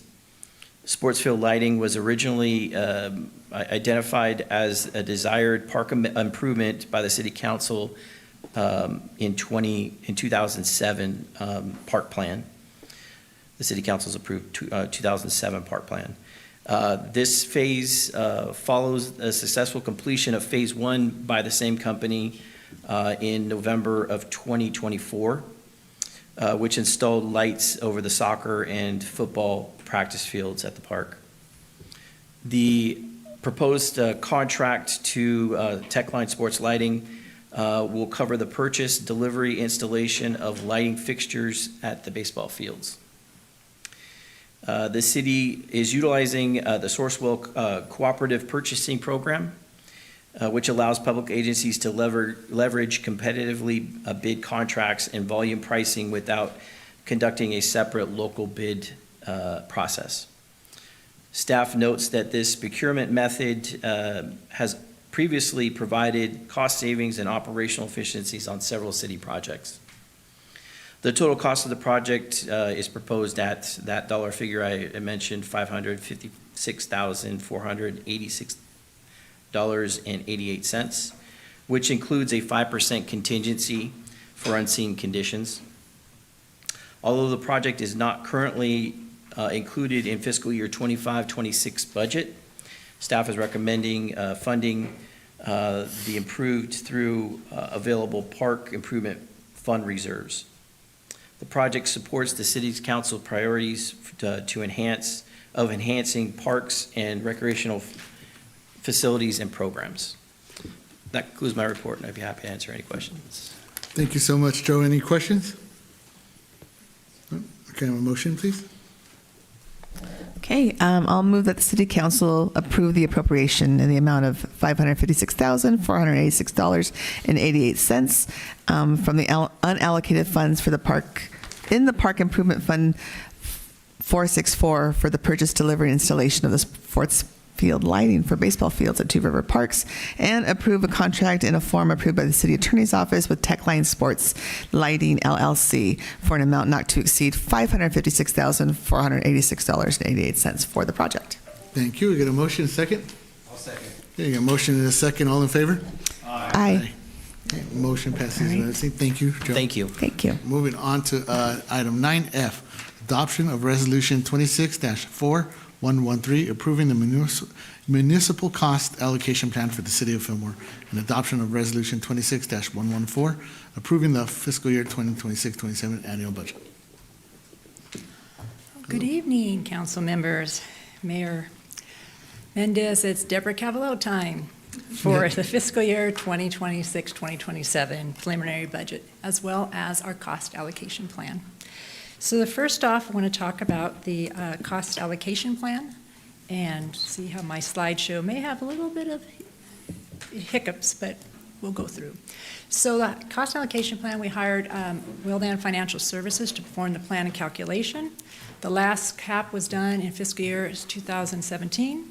The city administration, finance department, public works were part of the process. The plan results provided both a cap for OMB compliance and full cap. So what's OMB? As you see, the nice Office of Management and Budget super circular And this is basically for federal programs. And so you have two different types of calculations. And the cost allocation plan allows cities to allocate a portion of central service costs to operating departments. There's 10 departments that they identified, as you see here: city clerk, human resources, information technology, risk management, city attorney, city council, city manager, finance department, central garage, and government buildings. Little there with my formatting, but there's components used to determine the distribution of the costs, total number of FTEs for all of the operating funds and the general fund, modified direct costs, or looking at the budget for each department and fund, total salaries and benefits, total accounts payable, the number of accounts payable invoices that have been processed, total number of vehicles and equipment, and the total building square footage. So the first one you see here is the results of the study. And this is for, again, for the OMB compliance. So what does this mean? They look at this and take out certain items that shouldn't be in there, such as yourself, city council, they don't want legislative cost in there. They do not want debt service cost, bad debt costs, anything that is not really related to the cost of the process. Also, too, regarding this item, they want to ensure that it's really for, again, financial programs.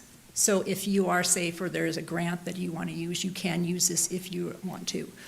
Sometimes it's better not to include the cost allocation plan, because then sometimes they come back and say, well, they want maybe the federal way to calculate your usage for vehicles rather than what you have in your cost allocation plan portion. So the next item here is the full one, and this is the one that's going to be appearing in our budget. So what they utilize is, in this particular case, they utilized 23-24's information, and then this was supposed to be part of the 25 budget. However, due to some delays, we are using this items here for the 26-27 budget, which is in here, is in today. What happens is then for the next year, we'll look at the costs associated for all the departments and operating funds, and then we would be doing a new allocation for the next fiscal year. And we also do accommodate to ensure that, for example, maybe you say you're going to spend $10 million in a fund, in your general fund, in finance department, let's say, but you don't. You don't want to then go and allocate out to these other funds if that cost never existed. So you do look at the allocations that you do apply for. So that's the end of that presentation. So do you have any questions? Questions? No? Okay. Okay, No great. questions. So that would be for resolution number 4113. So now to the main event, which is our preliminary budget for 2026-27. First of all, I'd like to thank Councilmember Villasenor and Councilmember Brogy. They are on our Budget Ad Hoc Committee, and so they met with us numerous times and also helped give us guidance, a soundboard to ensure that we are maybe doing the focus that are the city goals, as well as any opportunity that they have heard that we can be able to look at our budgets and understand that perhaps there's a new trajectory. Because we do a very, very thorough job on our budgets. Of course, I always want to do more, but there's only so much time in the day.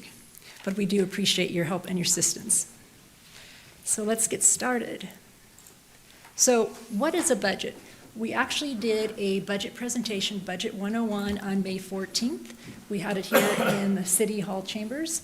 And while we had two people, we were very fortunate to have them because they asked numerous questions, gave great feedback on how to do the presentation. And also, we are going to be doing a slide for like a 2-3 minute slide that Angel is working on to give a more overview of how a budget works. I was more of the in-depth to let you know, here is the whole process.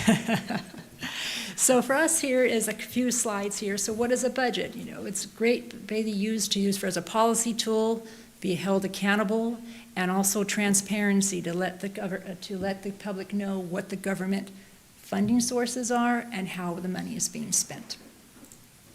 So this is the City of Fillmore budget process. As you see, many little items here. We have, we approve City Council, you approve our budget guidelines for us and a development schedule.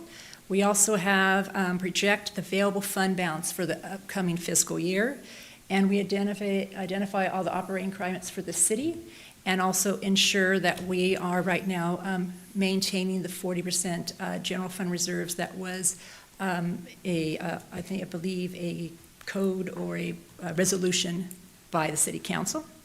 Again, we also don't look at tomorrow. We look at tomorrow plus 5 years, maybe more. You can do more, but as you know, when you project further than 5 years, usually that's a little have a grayer area. And then we also have to make sure that this is something that is coming up more frequently, legislation requirements or new legislation coming down the pike. If you know, may not be this year, maybe the next year. It happens with us when we do our annual ACFR, our financial statements. There's always a new GASB rule coming in that we have to make sure we prepare as fast as we can and as accurate as we can. We then also meet with the department heads to review their request. We tell them what we call a wish list. Now, some may say, don't call it a wish list, but say a wish list tells us what you know, because finance may not know, city manager or ad hoc may not know. What are you seeing in your day-to-day operations, or you're seeing in the legislation that will be affecting us in the future? Or as Joe had mentioned through the sewer, what are you seeing that impacts that we need to just repair now to mitigate an issue in the future? Then we also present the preliminary budget here to City Council for approval. Then the fiscal year end, we then evaluate to see what went well and how we can do better. Again, this is also a living document. So there, as you know, as you did tonight, you do approval for additional funds for the budget. So it always is moving, and that's a good thing because it lets you be able to attack something that may be urgent, such as the sewer collapse that happened a few years ago. So here's our budget cycle. We wanted to show that what it's like. It's not just a few months, it's actually throughout the year. And it's a collaboration. City departments led by the city manager's office and the city council. It can start from July to November. There's your financial assessment, strategic planning. Already in December, we're starting to do our projection and mid-year prep. Then comes our budget timeline that we have approved. Go through all the meetings as we discussed, more budget meetings, go through the ad hoc, and then get a budget approval and adoption by the city council, which we are seeking tonight. And then we publish the adopted budget, and then the new fiscal year begins. We did on the 20th, we did already do the preliminary budget to make sure the public was aware of what we're going to be talking about tonight. So here is the 25-26 city accomplishments. We had over 90 accomplishments that were added in the city manager's letter to our budget, and it was achieved by the city across a wide range of services. You had infrastructure, public safety, planning, and parks and recreation, and in the government. A sample included, we replaced the city community center windows, the grant funding for traffic enforcement, an economic development plan in partnership with the Economic Development Ad Hoc Committee, installed the sport field lighting and landscape at Two Rivers Park, improved updates the housing element and received state certification of the 6th cycle of housing element, and implemented a GIS system that now has public access. For 2026-27, we continued our trajectory to identify objectives to provide quality service to the community, such as our first due software, which you saw a few meetings ago that would help with our timekeeping, modernizing record keeping and agenda management, the Public Safety Citizen Academy in English and Spanish to connect and strengthen relationships with our community, the City Hall kiosk improvements, explore opportunity for business education workshops, resource fairs, partnerships with regional agencies and organizations, not just maybe local, because there is great when as you go to meetings or as you know, travel, you'll see other organizations that may have other ideas that help you maybe with funding sources. I went to a leadership training last week and I met with various different cities that were having discussions about their funding sources, what they've done with the pool, what they've done with the park. So it was very interesting items to have. And we also are continuing evaluating to streamline our processes and reduce the redundancies through technology innovation. Of course, today I was doing my presentation, goes, don't you know that AI? Go, well, AI was fighting with me today. But we, hit little hiccups, but overall it worked. So next up, we're talking about the 2026-27 general fund revenue preliminary budget. So we are projecting $12,204,101. We usually don't, we need to be rounding, but we kind of went with the more detailed. The highest one, it'll be sales tax at 3.7 million. We use the same estimate that was done in the last year, because even though there was a projection for an increase due to recent events such as high gas prices and some other, I guess like certain layoffs and that nature uncertainties, we kept it flat. And you see that is the majority of it, along with then becomes the property tax in lieu fee. That's your license, vehicle license fee.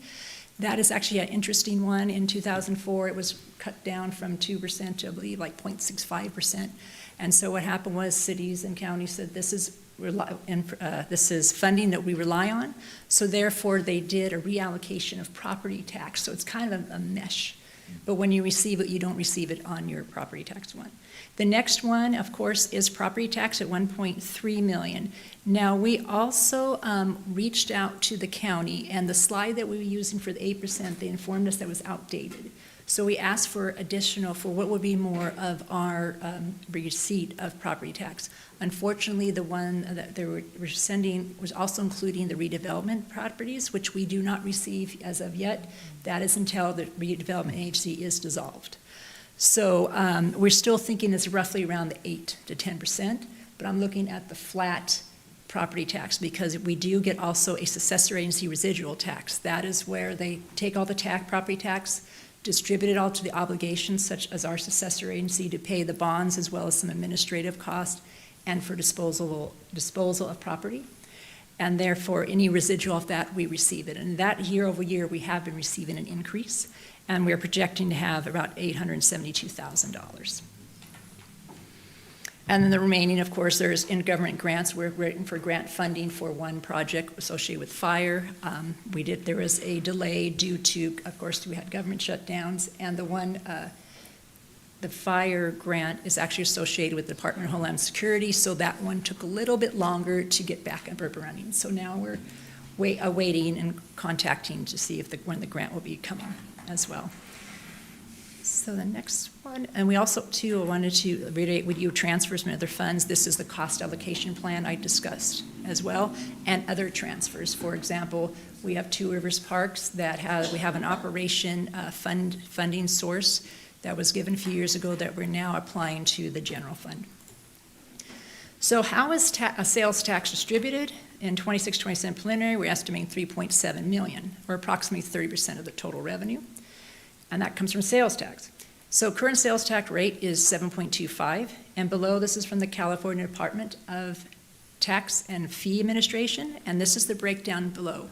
So you'll see that we receive, they receive 6% of the property tax, and then the rest, the 1.25, 1% goes to either city or the county, because the county does have unincorporated areas, and then 0.25 goes to the county transportation fund. But if you would notice under the third one where it says goes to public safety fund, that means we also get some funding that comes back in the Prop 172 tax.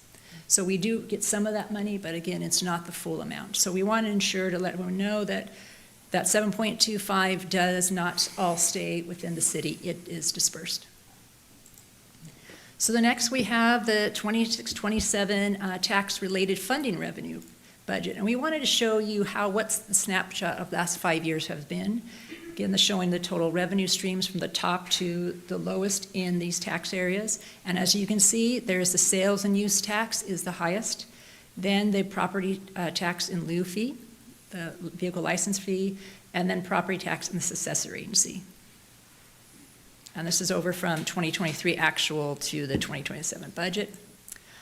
For the 26-27 appropriations, we have $13,670,000. So with that amount, as you can see here, the majority is 32% is police, of which the police also has what we have the school resource officers. So there's 2 in there. So in the revenue portion, we do receive for repayment for one resource plus half of the other one. So that is, they do have that money can be applied to that. Again, our fire services, and then our city administration. Our city administration is more than just the city manager's office, it's also the city clerk's office, it's also the animal regulations as well. And yes, also too, we have transfer out to other funds. This is one other funds that we either support via capital improvement projects or for additional funding that they are unable to meet their needs. So this slide here should say 26-27. The appropriation budget here is highlighting the different expenses. So we have $25,000 put aside for the municipal elections for 3 seats, a 4% salary increase per the MOA, which is the last year as of the MOAs. Then there's $207,000 in liability and property insurance. Now the issue we're facing, as other agencies are, the increase in liability insurance, and some workman's comp, a majority of liability insurance. This year we got a one-time decrease to keep it at 30%, but next year we were informed that one-time adjustment will not be taking place. And again, this is not just our city, there's other cities because we're a member of JPIA, so therefore, even if you may not have a liability issue, they can spread the wealth for the insurance. Of course, they are seeing more maybe litigation in that nature, and so therefore, they are projecting a higher increase. Our increase for the annual animal regulation contract, it went from, I think, $166 to $189, so now we're about $203,000. We have $3,000 for the North Fillmore specific plan, as well as $50 for the housing element. Fuel costs, our fuel costs are going up, so we have $200,000 in here for just the fuel expenses, and so that can continue to go up. So that's an item that we are looking at for future, just to make sure we split out to other departments. $130,000 for fire vehicle equipment maintenance. We have $190,000 for various protective and EMS equipment. We had a 3.1% increase in sheriff contract rates, and then there's $534,000 we're going to be spending on park maintenance and utilities. This past year, there was work on repairing water lines that we saw there was leaks, as well as they had a schedule for the tree trimming, and now that's kind of schedule's moving away, but they are still maintaining and reviewing park maintenance. For 26-27 revenue fund appropriations for special, we want to show this is what the transfer out goes from the general fund. So you see that we have $318,000 is going to the gas tax. Now the gas tax, we do have an MOE that we need to spend, I think that roughly, if Roxanne might remember, is it $28,000, $28,000 that we must spend a year, at least matching, so in order to keep getting the funds for the gas tax and the RMRA, because they're supposed to not be a replacement, it is supposed to be a supplement. Also, we have $535,000 going to recreation fund, $231,000 going to, this is again, we're giving contributions to the pool, and then $65,000 in construction in progress and $53,000 in other. Again, these special revenues, when you have a special revenue, they are supposed to be self-supportive, but of course, things can happen that increases over time, and the ability of your materials and or needing more personnel, you may not be able to cover all costs. The gas tax is actually $982,000, so that has an error on there for the $872,000. And there you see that we're having the storm drain outlet cleaning. We have also sidewalk repairs and street lights and tree maintenance. Of course, street lights, you can't change that one. There's always going to be, unless you have less lights, but that one is again about $115,000. And tree maintenance, again, they're doing deferred maintenance on the trees in the right-of-ways. The recreation. Quick question on street lights. Just out of curiosity, do we have a program to replace conventional lighting with LED lights? Not that I'm aware of at this time. That could be a public rate. We've done it. It's already done. Okay, thanks. I should put that to be accomplishment 101. No, I'm kidding. I know, wonderful, great. Thank you, Joe. And now we have the recreation fund. We have $303,000 for the senior nutrition program. We do receive right now a budget of $120,000 grant revenue offset. But also, as you recall, we had mentioned that since now we have taken over the food and doing the processing, how it worked in the past. The county would cover the food costs with money they had received from other programs in COVID, I think had COVID funding, and then receive roughly about $80,000 a year to cover our costs. Well, now we're taking care of the food. We receive between 120 and actually in 2026 they gave us additional 25,000. So we received 145,000 to cover costs for food, but then the remaining cost is on the general fund. Then we have $240,000, which would be actually $312,000 for the active adult center and community centers. The community center is where we have the Boys and Girls Club. They pay rent roughly about $6,000 a year on those items. And then also the active adult center, we also use that for we have people that have Zumba classes or other meetings and associations. The next one is the community pool. That's the expense to, of course, run the pool. Now, some of these, as we may have mentioned, and we do have our meetings with the council individually to discuss our budgets.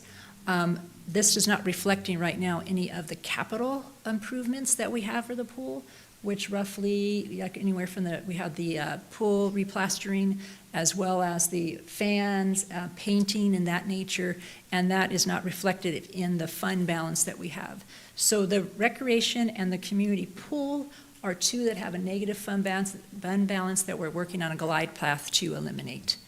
And for the community pool, $87,000 is covered by the parcel tax, which is at the $15 property for each property. And I don't have my property tax in front of me since I'm not in Fillmore, but that was done in, I believe it was, we talked 2010. And then we have $80,000, that was an increase from last year for our Fillmore Unified School District rental. Now we're on to the appropriations for other special revenue and other funds. So the special revenue continued. We have right now a placeholder of the public transit, which is $751,000. That is money that we get from the TDA funding. We have TDA 8, TDA 8C, which is the funding that covers the public transit, and then we have Article 3, which is the bike path. I looked at the budget and looked at what it passed, that amount will be lowered. So you will be receiving a staff report from us probably in August and September to accept the funding, the sources they have, and to distribute and redo the funding for here. $166,000 for expenses or appropriations for solid waste. This is for Cal Recycle and the various collection programs, such as the housing and hazardous waste, of course. And there is talk, we're not sure, we have revenue in here for some Cal Recycle, but there may, looking at funding, we're unaware what kind of funding will be coming for the next fiscal year. We have $50,000, this is our second payment for the Housing Trust Fund for the Ventura County that was approved by council. And then we have $407,000 that are addressing the homelessness and long-term housing. This is part of the $1.4 million that we received in 2025, if I believe that's correct. And also too, in that where the Housing Trust Fund is occurring, we still have earmarked and pushed to the side the $500,000 that was approved for the People Self-Help. And so therefore that funding is still in the account. Then we have our enterprise fund, and this is their basic operating, excluding depreciation. We have $8.7 million of expenditures for the sewer. What does that entail? Well, $577,000 is expenses that Joe had mentioned that we will have repairs that are both capitalizable and just operation and maintenance, and we're using $577 from the rate stabilization fund to pay for these costs. Update on FEMA. FEMA, of course, is right now, many of you are aware, it is still in Cal OES. They are in their peer review. They have very, very many levels of peer review. Also, of course, as you know, we have, there's incidents now with other FEMA resources being pulled, but it is being monitored. We have an analyst, Michelle, who calls me occasionally watching us because of the size of our cost and how long it's been out. Also, that's this category B. So the category that we don't have is still approved as Category F. It's still a large project with FEMA. I am in contact with this federal government to see when that would be approved. And this one here, the B, is around roughly almost $8 million, whereas the other one's roughly $2 million. Then we have the water operating fund at $9.3 million. We have $403,000 from the reservoir maintenance. That's going to be the reservoir painting, which is also not going to be maintenance, but we also believe it's capitalizable for the painting to extend, either keep or extend the life of the reservoir. We have $207,000 in well repairs. We are making sure that our wells are up and running. We have radio meters to ensure that we have the inventory for our new meters that we have with our AMI program.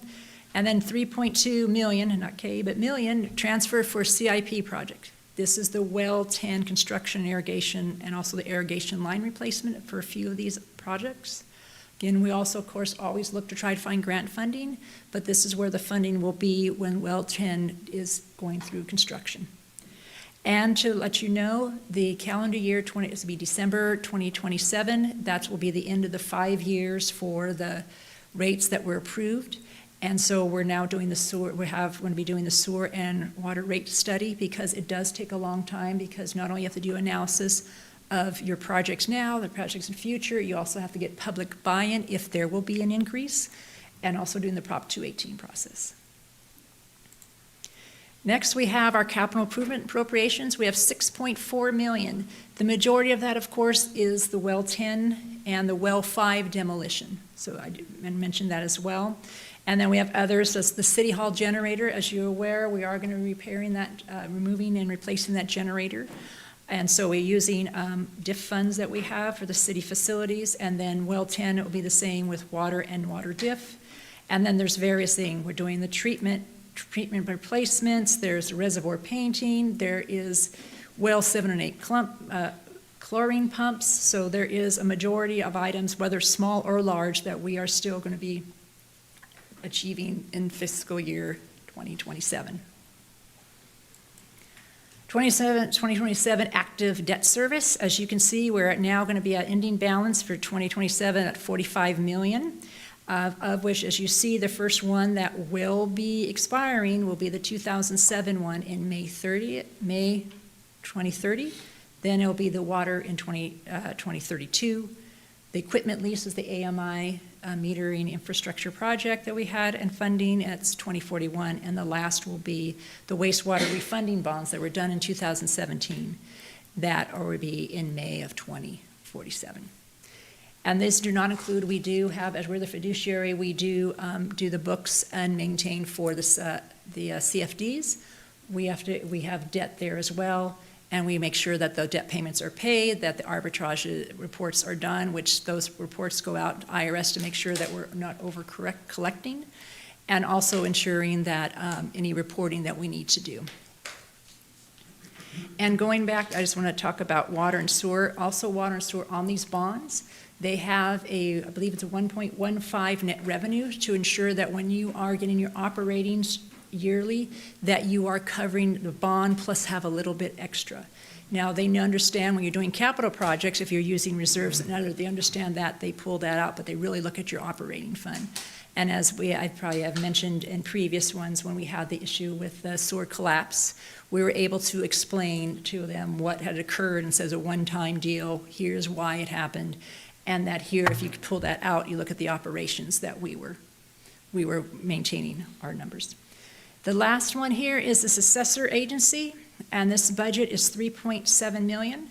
This is approved by the board of directors, and then also the Ventura County Oversight Board, and then the California Department of Finance.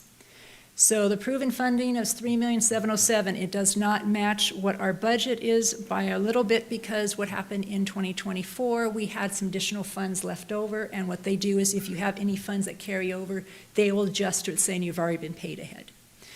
And our obligation for our debt service is going to be, after the payment for June 30th, 2027, about $13.3 million. And the goals and budget support. This budget presented and for approval highlights the updated fiscal year city council goals. What is that? Revitalizing the downtown Central Avenue, upgrading public infrastructure, enhancing parks and recreation, emergency preparedness, and the citywide revenue and park funding feasibility study. So we have a special thanks here. There's my team. We have Ambry Tabay, a county supervisor, was project managing with the budget, meeting with the department heads and gathering all the data. We also have Myra Rosa. As you know, when you are trying to do the budget, your focus still has day-to-day operations, and she would step in and help us any chance she gets. Our city budget team, our executive team, we have department heads that were really engaging, letting us know what they think. May not liked what I thought, but in the end, you come together because we want to ensure that we're looking at basically understanding that anything for safety purposes was our goal this year, to ensure safety, any deferred maintenance that could cause an issue right away, and wanting also to make sure that we are trying to get the city council goals established and achieved as possible. Also, the budget ad hoc team, that would be, we had Councilmember Villasenor, Councilmember Brogy, City Manager Erica Herrera, we had Manny, and we also had Ambry in there as well. And then the city departments, and of course the city council.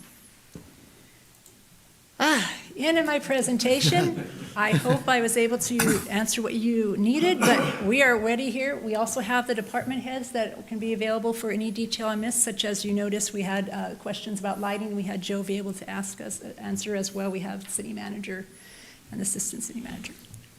Thank you so much, Deborah. I think Councilmember Villasenor, you have questions or comments? Yeah, I do have a couple of comments, and I know my fellow Councilmember Brogy isn't able to be here today, but serving on the ad hoc, I'll just want to let my fellow council members know and the city residents know that this is, as you can tell by the presentation that Deborah put forward tonight, a very, very comprehensive process. Really want to emphasize that and really give it to you, Deborah, and to Ambry for your efforts to work with each of our executive team department heads. And like you said, there was long wish lists that had, and working with the department heads, and really have to pare it down to what, like she said, safety first. What is the things that are most needed in the city? And we have, every dollar, when we talk about squeezing dollars, it's really necessary. There's unforeseen costs, there's deferred maintenance, there's just the nuts and bolts of running a city and having the infrastructure that we need for our residents comes first and foremost in our budget. And, it's different times than, 2026 than maybe 15 years ago, where things were even tighter. And the fact that we've been able to, to improve our parks, to be able to provide a little bit more recreation. I mean, those are great things that we've been able to do, and that we really pride ourselves on our street maintenance, on covering what we need to. I think that's really important to see. So I just wanted to say thank you, and that, every budget tells a story, and Deborah, you do a really excellent job, I think, both here in your presentation with the ad hoc and probably with each of your individual meetings, presenting what that story is. And that's that, things are continue to be tight, and we have to prioritize what we need, and we need more. I think, Deborah, you were able, one of your slides, went to how much money we're able to keep from sales tax, and it's very little. So that's a future discussion that we know is coming up. But, I just wanted to say thank you, and, just for being very comprehensive and for telling the story of our budget. And one more thank you to, and this is for Erica, thank you to, for having that workshop presentation. That's a long time coming for the city of Fillmore to talk about the budget, to talk about finances and numbers and what it means publicly in layman's terms. And it's the first step. And I think that as more that we start to talk about dollars and cents amongst us as council members with our constituents and as a city as a whole, that people have opinions. We know that. We know where folks in our city think money should be spent, and we're telling a story of where we know it needs to be spent. At this point in time. So kudos to you. Thank you. I just want to echo everything that our Councilmember Villasenor said, and thank you all for your great work on the budget. You guys did a fantastic job, and I really appreciate you all. Thank you. Thank you. Councilmember Rodriguez. More like a comment. My gosh, it was great just seeing everything on there. You made it so simple to follow and digest all that information. I know when it comes to numbers and just like, oh my gosh, here we go. But Deborah, good job to you and your team. Ad hoc everyone.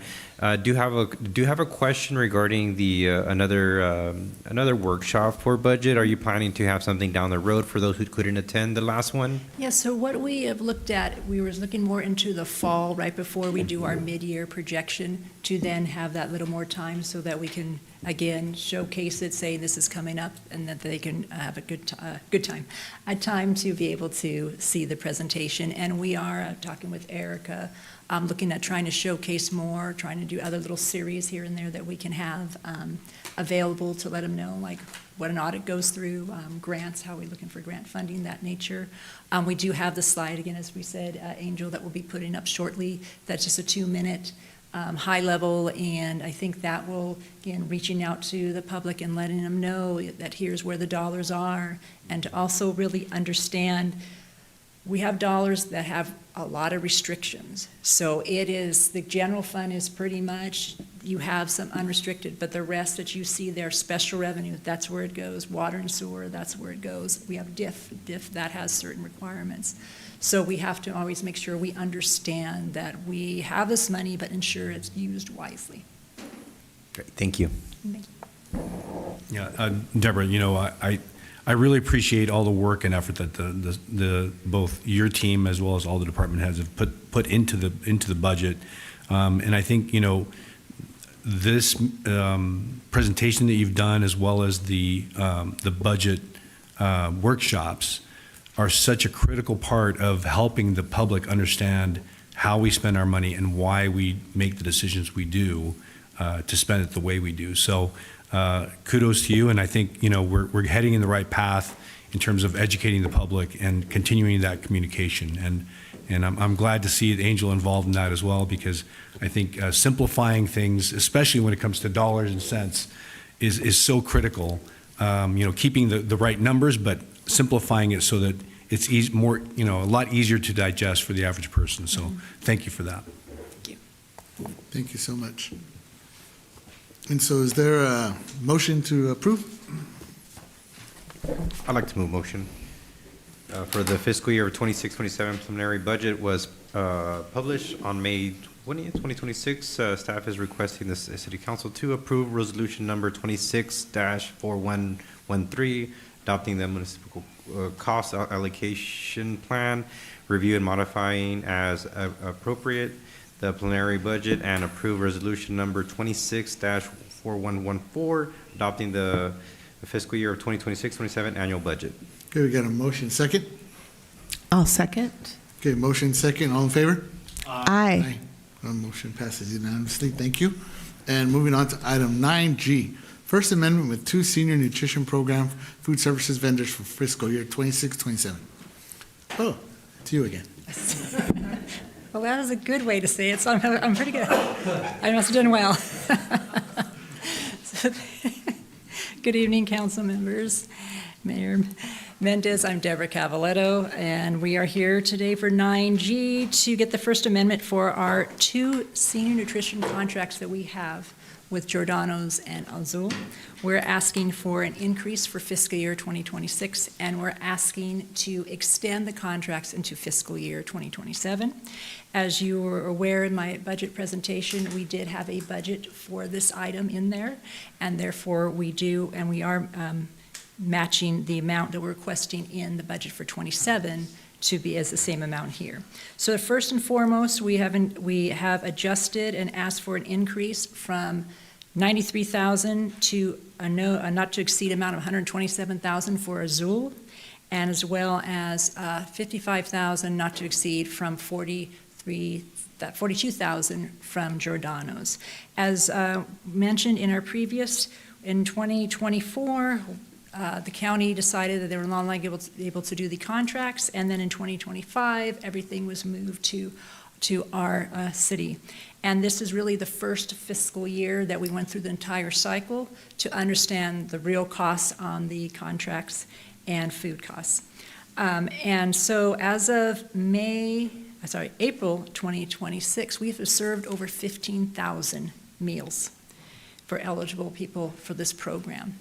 And of course, at that time, we are now exceeding the cost for the original cost of $135,000.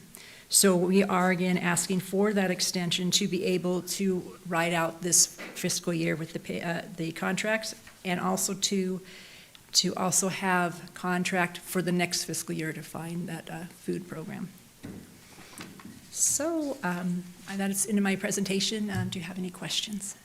Questions, discussion? Just a quick comment. I just ran the number real quick. So if we fed the same number of meals with your budget of $182,000, that comes to just over $12 per meal, which, I mean, I think you'd be hard pressed to find anywhere that you could feed that many people, that many meals for $12 each. I mean, if anyone's done any kind of budgeting for, let's say, a retirement or for, any kind of a public event where you've got a lot of people, you are not going to be able to feed people for $12 per meal anywhere that I can think of. So I think it's a good deal.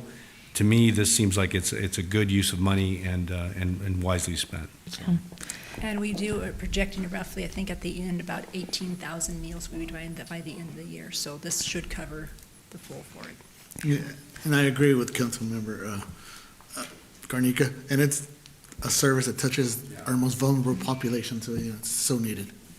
Right, and I was just going to add to the comments that along with $12 a meal, or maybe even less if there's a few more meals, that they're healthy, nutritious, per the recommendations of USDA for to help our seniors have those.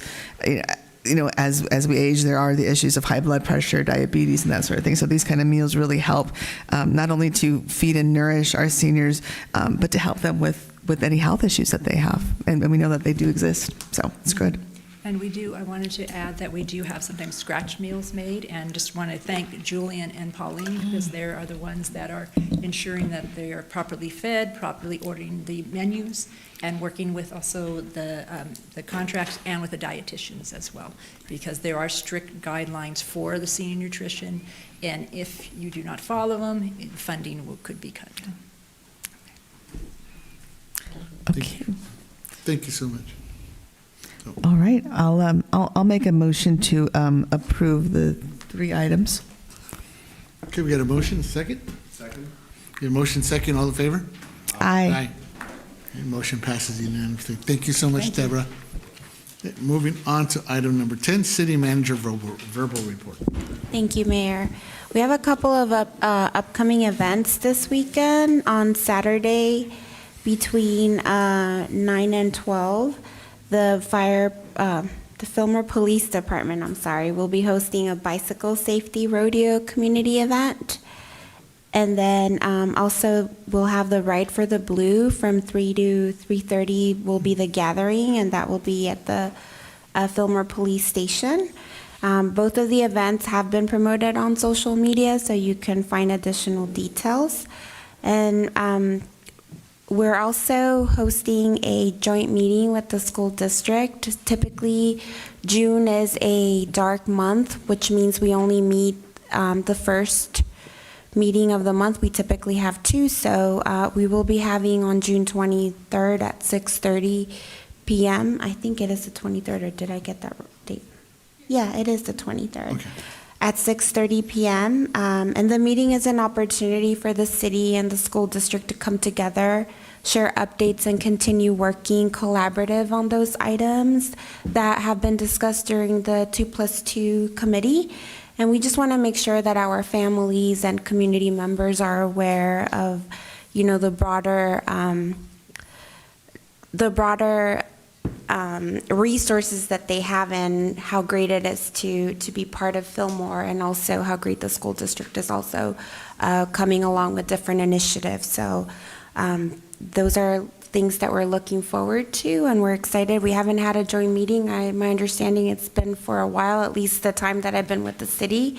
And so it's good to bring that back, and we hope that you can tune us. If you can't be here in person, you can tune us via YouTube or our social media channels. We will be broadcasting that as well. Also, there's a state legislation which is called SB 707. We will be bringing that staff report to you on the June 9th meeting. But what that means to the community is that effective July 1st, we will be broadcasting our meetings, but with the ability for you to join remotely. And so if you're not able to attend in person, you'll have the option to join us via Zoom. I'm working closely with the city clerk's department and also our AV staff member, and we already have everything lined up. We're planning on testing it internally on the 23rd when we have the joint meeting, and I'll probably ask a staff member to join virtual just to make sure that we work out all the kinks, the IT kinks. But effective July, those will be broadcast at all of the city council meetings, but also allow the constituents who may not be present here to comment virtually as well. So that's coming down the pipeline. I just wanted everyone to be aware. Those conclude my updates, but I will pass it on to Manny, who will be providing a brief update on the ERF grant. Can I ask a brief question? Yeah. Thank you, Mayor. Regarding the new the law and the ability to join the meetings virtually, is there the possibility of one of the televisions to show the Zoom? I know people might be off camera, but maybe if they do want to speak at a public comment or on an agenda item, if they so choose to see them? We can definitely coordinate that. Okay. So we're setting it up as a webinar, and so we'll be able to provide access to the individuals by name. And so what we've done is we've edited our Zoom registration form to become the public virtual speaker card. And so the intent is everyone should register for us to know what item that you're speaking on beforehand. I know that sometimes that might not be the case. So the city clerk will actually make a comment and say, are there any members of the public who are participating virtual who would like to make a comment? Right now is the time, and they can raise their hand. We'll be monitoring, and then we'll go down the list and provide them permission to speak. We've set some parameters also to make sure that, cybersecurity is considered, and that also if there's any sort of unruly members, that the policy will also address that as well. Okay, thank you. You're Thank you so welcome. much. You can go ahead, Manny. Okay, thank you so much. Currently, the Turning Point case management team is visiting the encampment twice a week, and this is with the HLU team. So we've been able to make consistent contact with the encampment residents, and out of that, we have approximately 5 of the encampment individuals that have become clients of the Turning Point team. And what this means is they've agreed to fill out an intake form and receive services. And part of those services include, taking them to the One Stop in Santa Paula for a shower, and that also could include additional case management services for mental health and also housing. So we're currently touching base with the rest of the encampment dwellers to try to get them to build a relationship with us and become clients so that we can provide additional services for them. Currently, this week we'll be doing a cleanup of the encampment. This is a more broad cleanup, and the middle of the month we'll be doing a more specific cleanup. We'll be focusing on some of the encampments that have been abandoned, and so to make sure that we're staying on top of that. I did get word that one of the encampment residents was placed into the Santa Paula shelter. So that was really good news. We're really happy to hear about that. And we look to continue to establish those relationships. And one of those relationships we're trying to make is with a motel owner, operator, to try to to see if they'd be willing to engage us with renting some of their spaces so that we have consistent locations to house the residents. As of right now, we spent approximately 14% of the grant which is 1.5 million. And we have some other uses that we'll likely be spending on, and that is the use of some of those funds, approximately $475,000, to assist in the construction costs for the Fillmore Terrace People Self-Help Housing project on Santa Clara Avenue. They did get confirmation that they're going to be getting tax credit funds. So when we get confirmation that they have 100% of their financing, we'll commit our funds, and then hopefully they'll begin construction, and that'll provide 13 units, which we're really looking forward to having those built and housing some of our clients down when those are built. Well, that's great news. Yeah, any questions? Any questions? No. Thank you so much, Manny. Thank you. Those were all the comments from our office. Thank you. I have a question, though, and I think it's for Chief Lalo. It's about the bike safety, the summit that they had in Newport Beach or Huntington Beach. Do you know if there's going to be when we're going to get an update on what was said and what we're going to bring back to the county? And I have not spoken with Detective out in Camarillo, but I'll get a hold of them and see if they have anything planned for that. I know the plan was to go back to the Board of Supervisors and provide an update in, I think, 6 months. But we're going to be in contact before then, obviously, and figure out what all the different jurisdictions here are doing so that we can jump on board and get in on some of that stuff too. But I can get back to you on that. Thank you so much. Yeah, and I just want to give your deputies kudos. I was out walking my puppy over the weekend, and I saw deputies, 2 deputies, and I was like, I just wanted to be nosy. So I walked back by there, what's going on. They had a youth, and they were talking to him, but the youth had his helmet on. He was obeying all the laws, and they were talking to him, and they were giving him kudos about, having the helmet. And there was an adult there. I guess it was, I don't know if it was his parent or not, but he did everything right. He had his on, and they were just talking to him. So the kudos to them for reaching out and doing some community outreach like that. Thank you. so Appreciate much. it. Yeah, that's something we're trying to do. And again, like Erica mentioned, the bike rodeo this weekend with fire. One of the goals for that event is to provide information not only to the kids but to parents too. Right. Yeah. And give them just your very, very basic bike safety information, rules of the road type stuff. So it's a great event. If you guys can come out, community members, please come out. There'll be, sheriff resources out there for different vehicles. The SWAT team will be out there to showcase their toys, and it'll be a good time. We have Santa Paula Bike Shop coming out too. They do free bike inspections and bicycle helmet adjustments to make sure that the kids are wearing them properly. So it'll be a good event. Awesome. Thank you so much. Right. I think that concludes our meeting for tonight. We have no closed session. So I do want to end in memory of a community member who passed on May 9th, Mr. Bill Dewey. He was a longtime Lion. I believe he was also a former mayor of the city as well. So I want to close this meeting in his honor, and I'll close this meeting until our next regular scheduled meeting at 6:30 on June 9th, 2026, in Mr. Bill Dewey's honor. Thank you so much.